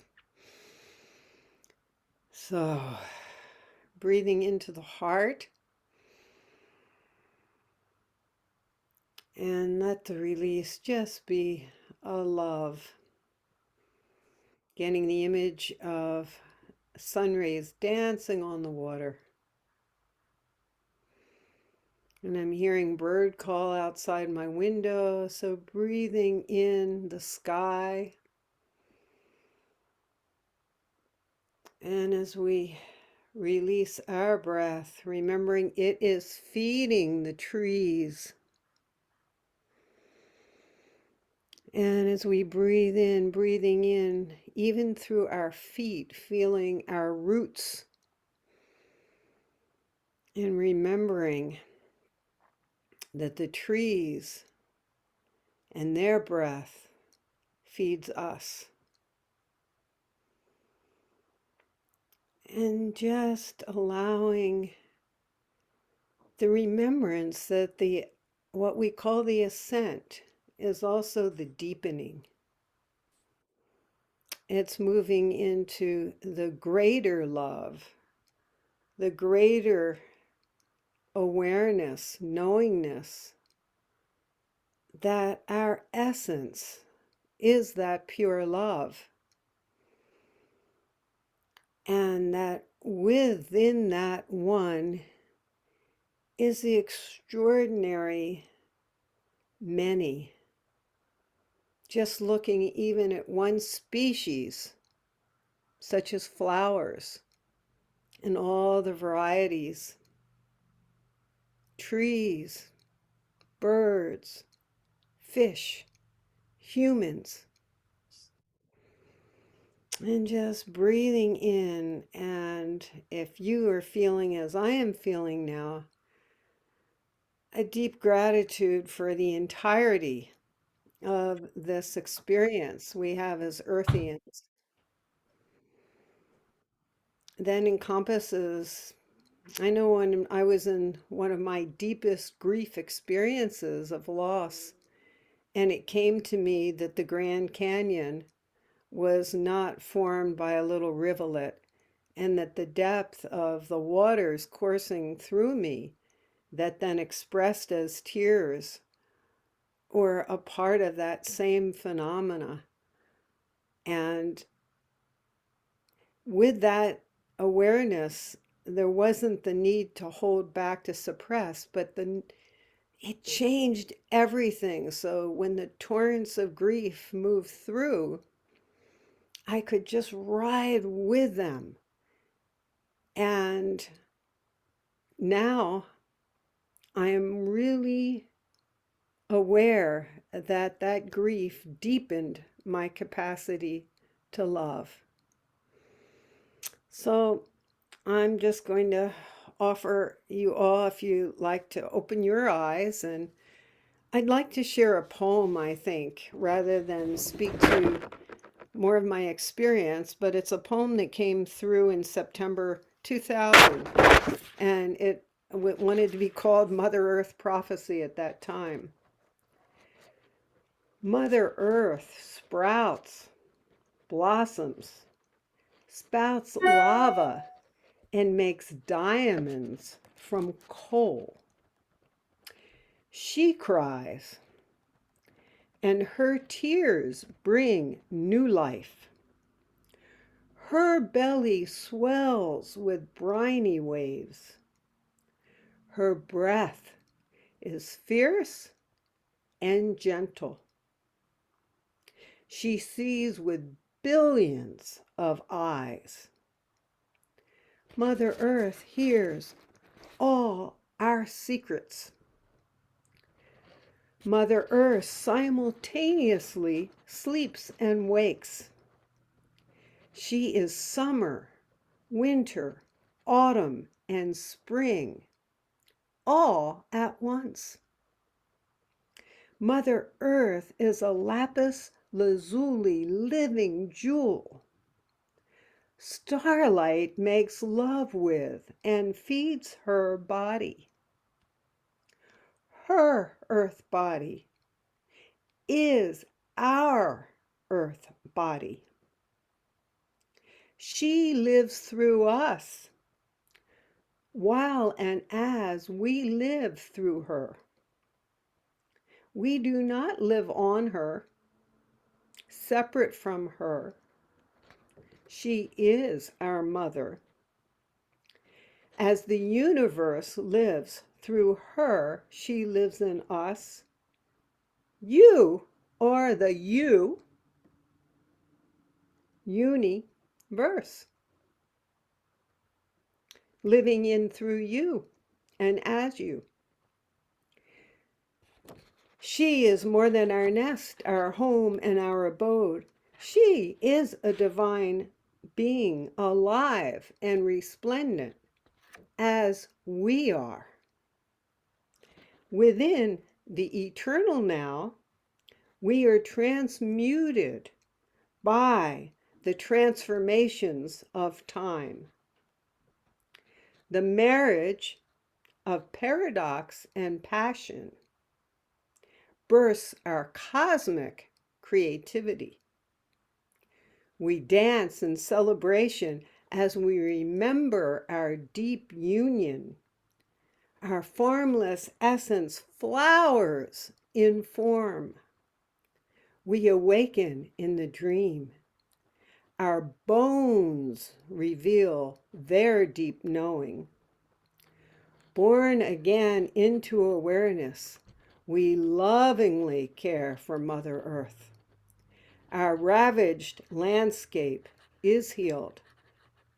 We realize we are the walking, talking Earth, expressing herself through us and as us.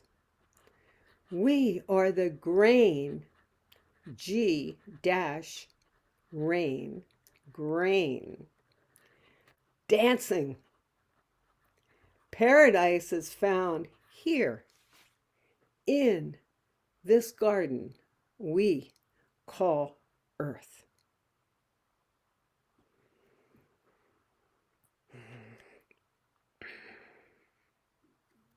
Wow. Thank you so much. Esther, you are just an embodiment of divine energy. You are Shakti embodied. As we all are. As we all are. Esther, did you want to say something about you and Miriam's little project that you have going on? Thank you. We are calling this Art from the Heart for the Earth, and it will begin in September, and it will be a weave of her miraculous artistry, of my poems and songs, opportunities for artistic experience, movement, sharing, deepening. And yeah, you're invited. We're going to have a session that will be a free session. We don't know exactly the date yet. It'll be probably early September, and then we will start. I think it's on the 11th. I'm not sure. I'd have to check again. And yeah. How So, exciting. yeah, we are excited. It's this community, it's like the friendships that have been cultivated here are just so exquisite. And yeah. I know we in this community make tribute to our mentors, and Thomas Berry was my mentor for 22 years. And my previous mentor, Jean Houston, selected him for us to have 1 year together in a 3-year course I took. And it turned into, of course, we were so deeply connected. We stayed in that relationship until he passed in 2022. And his, well, among many books, The Dream of the Earth, another extraordinary one, The Great Work, Our Way into the Future. And I just want to, I just this morning opened, I wasn't quite sure, Janet, when you invited me yesterday. There's so much material. I never know where to go with it, but this is what he says of the great work. The great work now, and this was written right before the millennium. So he said, as we move into the new millennium, is to carry out the transition from a period of human destruction and devastation of the earth to a period when humans would be present to the planet in a mutually beneficial manner. This historic change is something more than the transition from the classical Roman period to the medieval period, or from there to modern times. Such a transition has no historical parallel since the geobiological transition that took place 67 million years ago, when the period of the dinosaurs was terminated and a new biological age begins. And it calls on us each to discover what is our great work. And he tells a story that back in the Middle Ages, they're building cathedrals. And so someone comes up and to a worker, and he's there working with the bricks and the mortar. And what are you doing? Well, I'm building a wall. Okay. He moves on a little further and he asks someone else, oh, I'm taking care of my family and my community with my work. Okay, very good. And he moves on and he asks someone else, what are you doing? I'm building a cathedral. When, for me, I feel my work is that the realization, sharing the realization that the earth is your, mine, our cathedral. And the invitation with all the breakdown and is the breakthrough to recognize, just as those incredible tendrils come up through the cement cracks, that we are the seeds, the sprouts of this. And this, for me, the ancient healing secret community, that emphasis that Dr. Naram and this lineage puts on the whole healing process of returning the awareness of our relationship with nature. That these remedies, that these herbs, even the making of these herbs that we take, the Dr. Ram, the paying attention to where the moon cycle is, in doing it, the roots of this community are in the knowingness that we're not separate from the earth or from each other. And So true, Esther. So beautiful. Our community is pretty new. We've only been really together for about 2 years, but I just got in the message, somebody who's been with Dr. Naram for a while. So I know I'm going to say your name incorrectly. Abzetli? Can you say your name? Can you unmute? Yes. Can you say your name? It's Abbasali Diwan. Abbasali Diwan. Yeah, you all can call me Ali. Ali, I can do that. Ali just messaged me and told me that he is a servant of Dr. Naram. Thank you so much for joining the call. Is this the first time you've been on the call? Yeah, this is the first time I have been on the call. I have been closely associated with Dr. Clint, and his journey also. And I have personally met him. I have personally met Dr. Pankaj Naram just before he passed away. So I feel as if, I belong to this lineage. I happen to take a franchisee of Ayushakti Ayurveda in Kolaba. And it was all inspiration of Dr. Clint's book that I read. And, I just decided that I will have to do something about it. And once you ask the universe, and if the intentions are right, everything falls in place. This center happened so quickly and so smoothly that I just could not imagine how easy it all happened.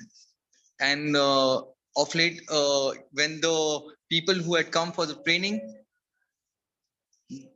around 60 people of all around the world had come to India for the training. And I had been there also. I met a lot of lovely people over there, and Arcia was also there. Yes. Yes. So what he's referring to is the 3-year program. There's a 3-year program that Ayushakti and Dr. Clint have created for Ayurvedic practitioners. And so he was they gathered in India in March, and there were about 60 people that were there, and he was there with them and met them. So no wonder you feel so connected to our community. And, Esther was not over in India, but Esther is a very big part of our community. And when she was speaking about mentors, I just was thinking how incredible Dr. Naram is, even though Yeah, I truly believe that people can be mentors even though you've never met them. And I have a lot of those, and Dr. Naram is one of mine for me. So Esther, beautiful, beautiful, beautiful. And Ali, thank you so much. Is there something else that either one of you would like to say? yeah, the sharing part of which recently, I was just going through this ups and downs, and it so happened that today I am on this group and you all are discussing the same thing, and what I realized from the whole thing, I am a marine pilot by profession, and though my profession is on a different track, but my heart is somewhere else. So I keep moving towards that place. I have started this new center. I hope it will do well, and I might completely shift into this thing. So that is what I keep asking the universe and asking myself, that why is it that God is making me face my fears? Because he wants me to establish faith in him. We all have to face our fears so that we come closer to faith. It is not that he is trying to break us. It is just that he wants us to lead towards him, and that is the reason why he shows us fear. Those things, they don't really exist. Yeah, they don't exist. Yeah, it's just that it's just an illusion. We make it up. Yes, it's all behind us. When I see there is nothing which I need to fear at this very junction. So yes. I keep instilling my faith in him. And what you are doing is what you are doing is it does allow fear to come up. I think, how do I put this? The Aditi Devo Bhawa, when we look at the fear and be able to see the gift in it and be able to break down the illusion of it, and then we're able to stay with our connection authentically and be able to move through to be able to connect with our. So where is your center again? It's in Colaba. It's like the heart of Mumbai. The heart of Mumbai. Okay. Yeah, wonderful. the South Mumbai.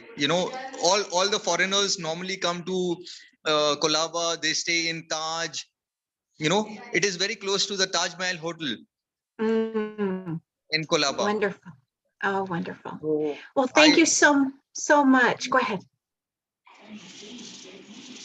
I will definitely post pictures of the center in this group so that you all can spread the word out, and all the foreigners who come to Colaba, they can experience the healing effects. And I would love to host people at my house, if they wish to come for the detox, or if they just visit India. Anybody from the group, whoever comes to India, they are welcome at my house.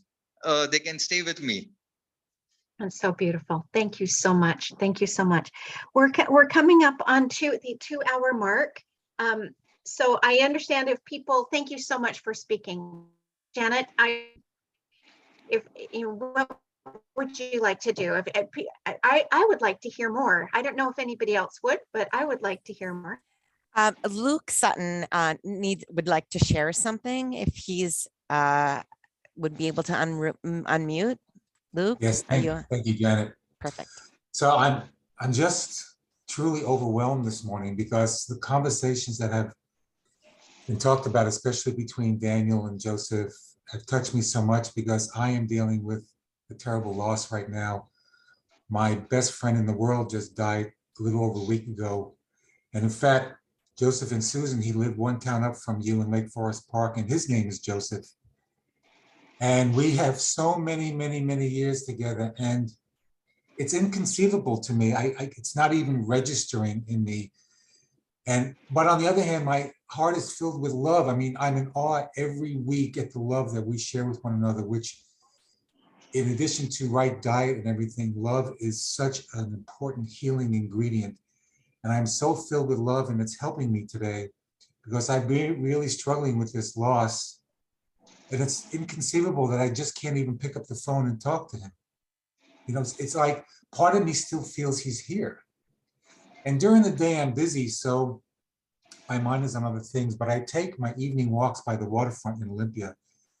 And he and I spent so much time by the waterfront. He lived by the waterfront up in Edmonds for quite a while.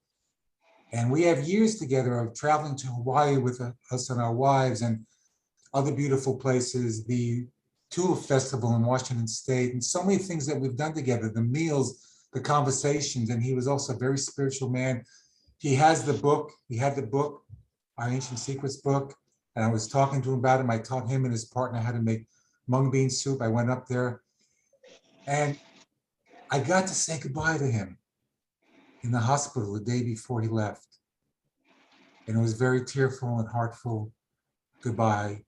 Imagine saying goodbye to your loving friend who you know is going to pass. He passed the next day.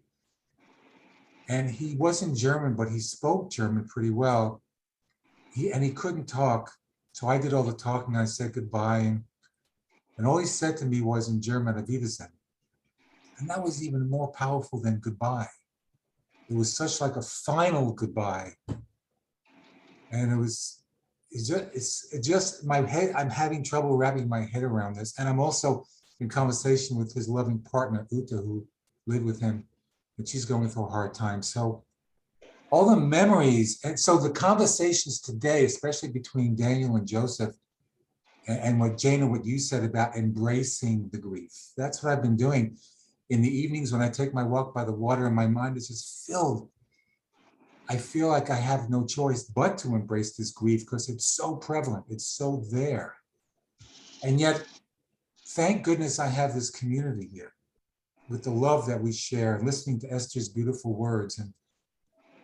And we seem to have a theme today of loss and grief. So it's like, so I really wanted to speak about this. Anyway, thank you so much. And it's just helping me tremendously dealing with this tremendous loss. So thank you so much. Thank you so much, Luke. Can we just rub our hands together for Luke and his friend and his friend's partner and everybody that's involved in all of that? Send him love, send them healing.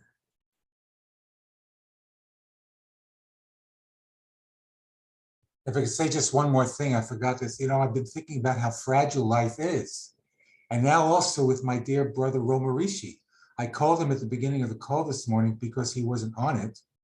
And as soon as I heard his voice, I knew something was up. And I said, what's happening? He says, I'm having trouble with so-and-so. I won't get into his personal physical issues.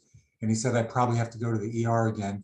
So that's why I put into the chat, because Bridget asked me how he was doing and I put in there, he's on his way to the ER.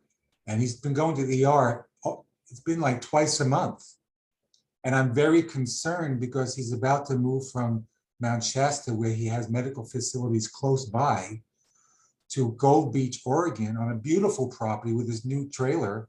But medical facilities aren't that close. And this medical issue is not resolved yet. So I have a lot of concerns about that.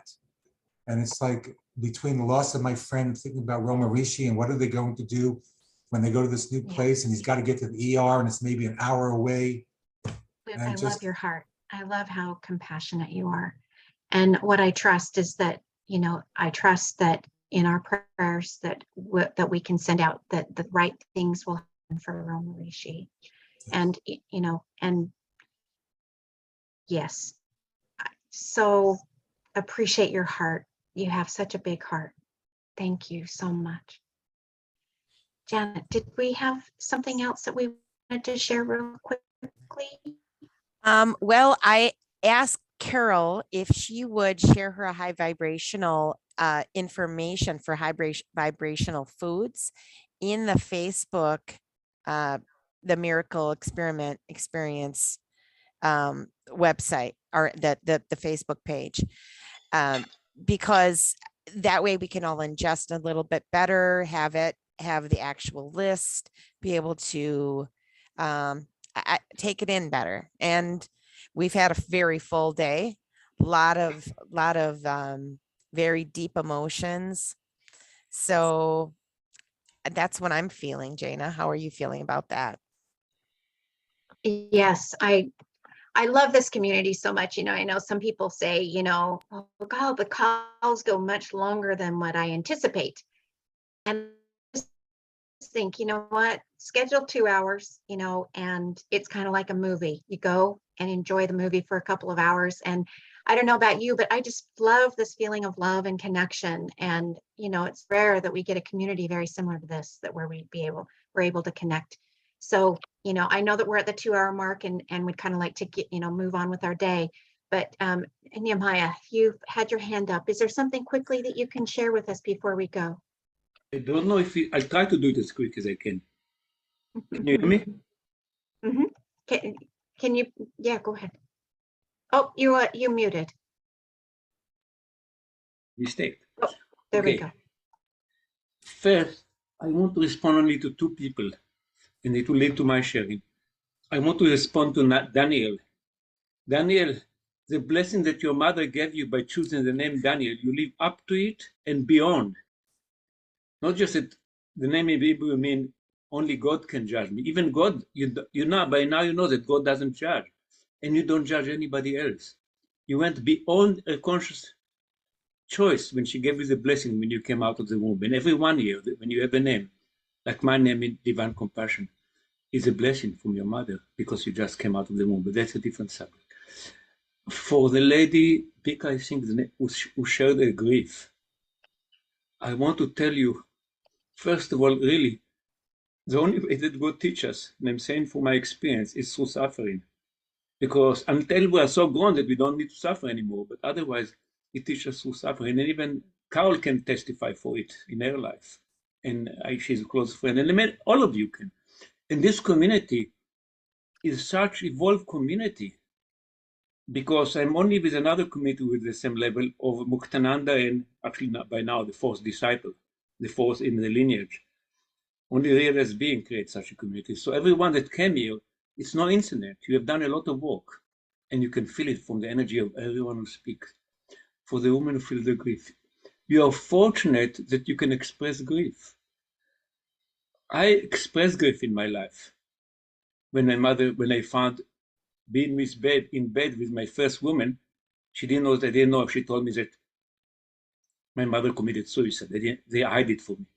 And then I told it to my brother, who gave her the medicine she asked for when he was in denial. And then he accepted it. And then he pushed away his feelings. And my brother was lucky in a different way. He pushed down the grief, denial, and all this, but he was strong. At least less, he's older than me, has less wrinkle on his forehead because he doesn't worry much. He's strong, efficient, helping people, not interested in spirituality. That's not part of the education in Israel of the secular people. And then all of a sudden,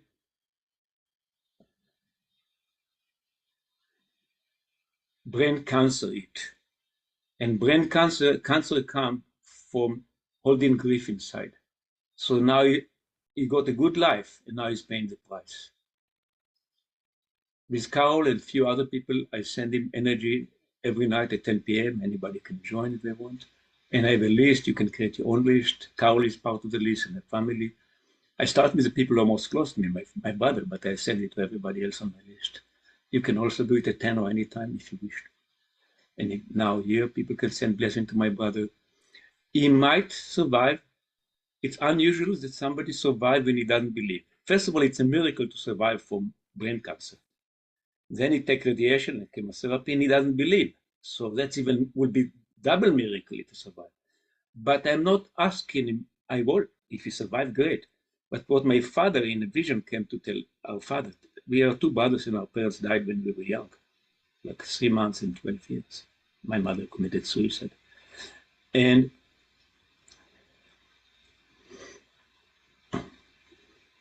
I know that the blessing works because my brother expressed grief now, expressed love, expressing feeling in a way that he never expressed.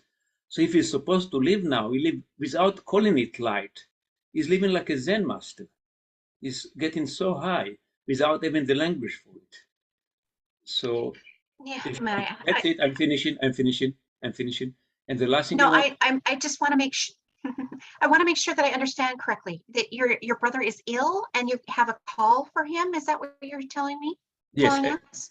yeah, my brother in Israel, near the border, in the desert, near the border of Gaza, he has a brain cancer, and, Brain cancer. and every day at 10 p.m. there's a group of people, including Carol and other healers and other people, and we don't ask for results. We just send love and light and trust that God will give the right results. So if And anybody that's feels like doing it, just 10 let me know. p.m. Eastern Standard Time. Yeah, if people want to, and they can tell me they're part of it. They don't have to tell me, and they can create their own list.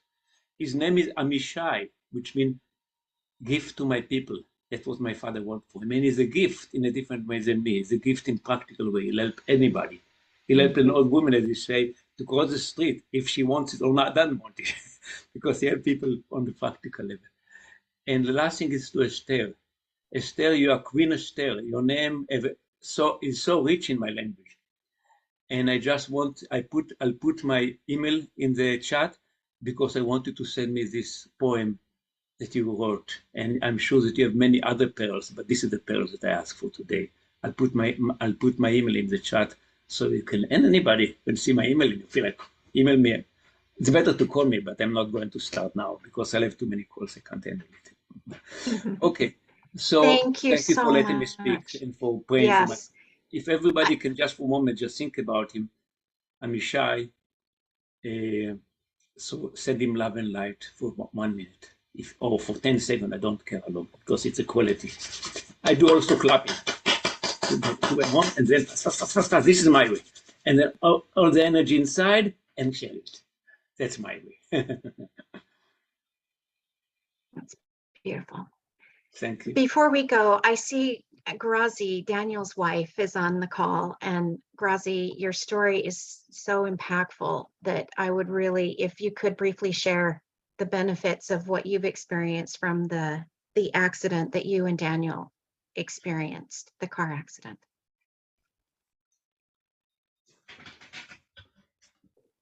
Hello, everyone. Good to see everyone and being this delicious vibration of love that you guys, we all create when we are together. So it's really nice to be here. I missed the beginning of the call, so I'm not going to repeat what Daniel said. I know because we all had different experiences. In my end, I feel that I was able to pause and just perceive a few things in the sense of, wow, 2 weeks prior to the accident, I start having this desire when in my prayers to pray for protection, which I usually don't, just because it's innate in my belief system that I'm always protected, always guided. So, but it was firm, like pray for protection. No, like, okay, let's do it, you know? So when I came to see the kids and see how they were having such a hard time and understanding that everything was going on. Later that day, when I came outside to do my prayers again, it just came. That's why we're praying for protection. And I was like, wow. And for me, the nuggets of that experience came in layers as well, like for many of us. And one of the biggest ones was like when I woke, that was on a Thursday evening, when I woke up on Friday morning to make the breakfast, wake up 6:30. I can say that I'm always on my best. And just how I woke up, and I was so blessed to have my 2 kids and my husband, my man with me, that I could do that activity for them, you know, prepare the lunch boxes, be in that rush feeling. I just was able in that moment to freeze and be the adult with my mind and see, oh my God, how tricky you are on me, you know, just because I changed the meaning of being alive and making this way bigger. Now you're okay doing this. And before you're like complaining, like, oh, this mood to wake up, you know? So I love when life gives me these opportunities to just demystify my mind, because as our life experiences grow and disability is enhanced, you just don't take yourself as serious as you used to. You know, you're able to create the cushion of resilience and really ask questions. If it belongs to you, if it makes sense, and based on your foundation of who God is, what challenges me, because this has to be your foundation. Because when we get hit, that's what's going to come up, what we truly have as a foundation, you know?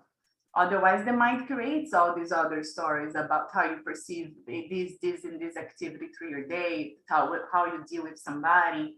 So I feel that it just gave me more clarity, more love to deal with my life, more capacity to understand that if I'm perceiving something as being, it's going to be so boring, it's going to be a struggle, or it's going to be like, yeah, that's what I'm going to create for a fact. You have living proof how you woke up on Thursday morning, how you woke up on Friday morning, how that shift in perception, how I was perceiving my miracles, my reality as miracles, it changed everything. So I feel that these are one of the nuggets that I feel like sharing with all of you right now. Thank you. It was a beautiful, beautiful, beautiful call to be with you guys. I feel so blessed to be part of this community, because the layers in a 2-hour period of emotions, transformations, allowance, expansions, it's deep. Sometimes you're in this high and then somebody shares something that is like really deep in your heart again, and you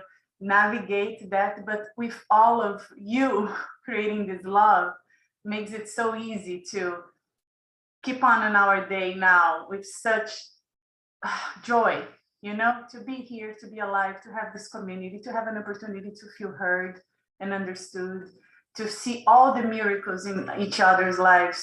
So thank you. Thank you for all of you. Gracie, thank you so much for sharing. When you share, I get goosebumps. It's beautiful. The love that you have in your heart is huge. Thank you so much.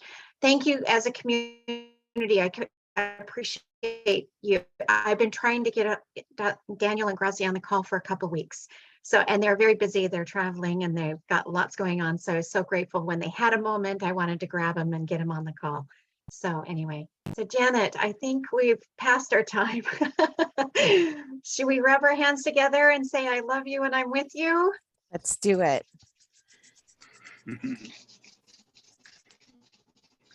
Thank you for sharing, everybody sharing. I love you. I love you and I'm with you.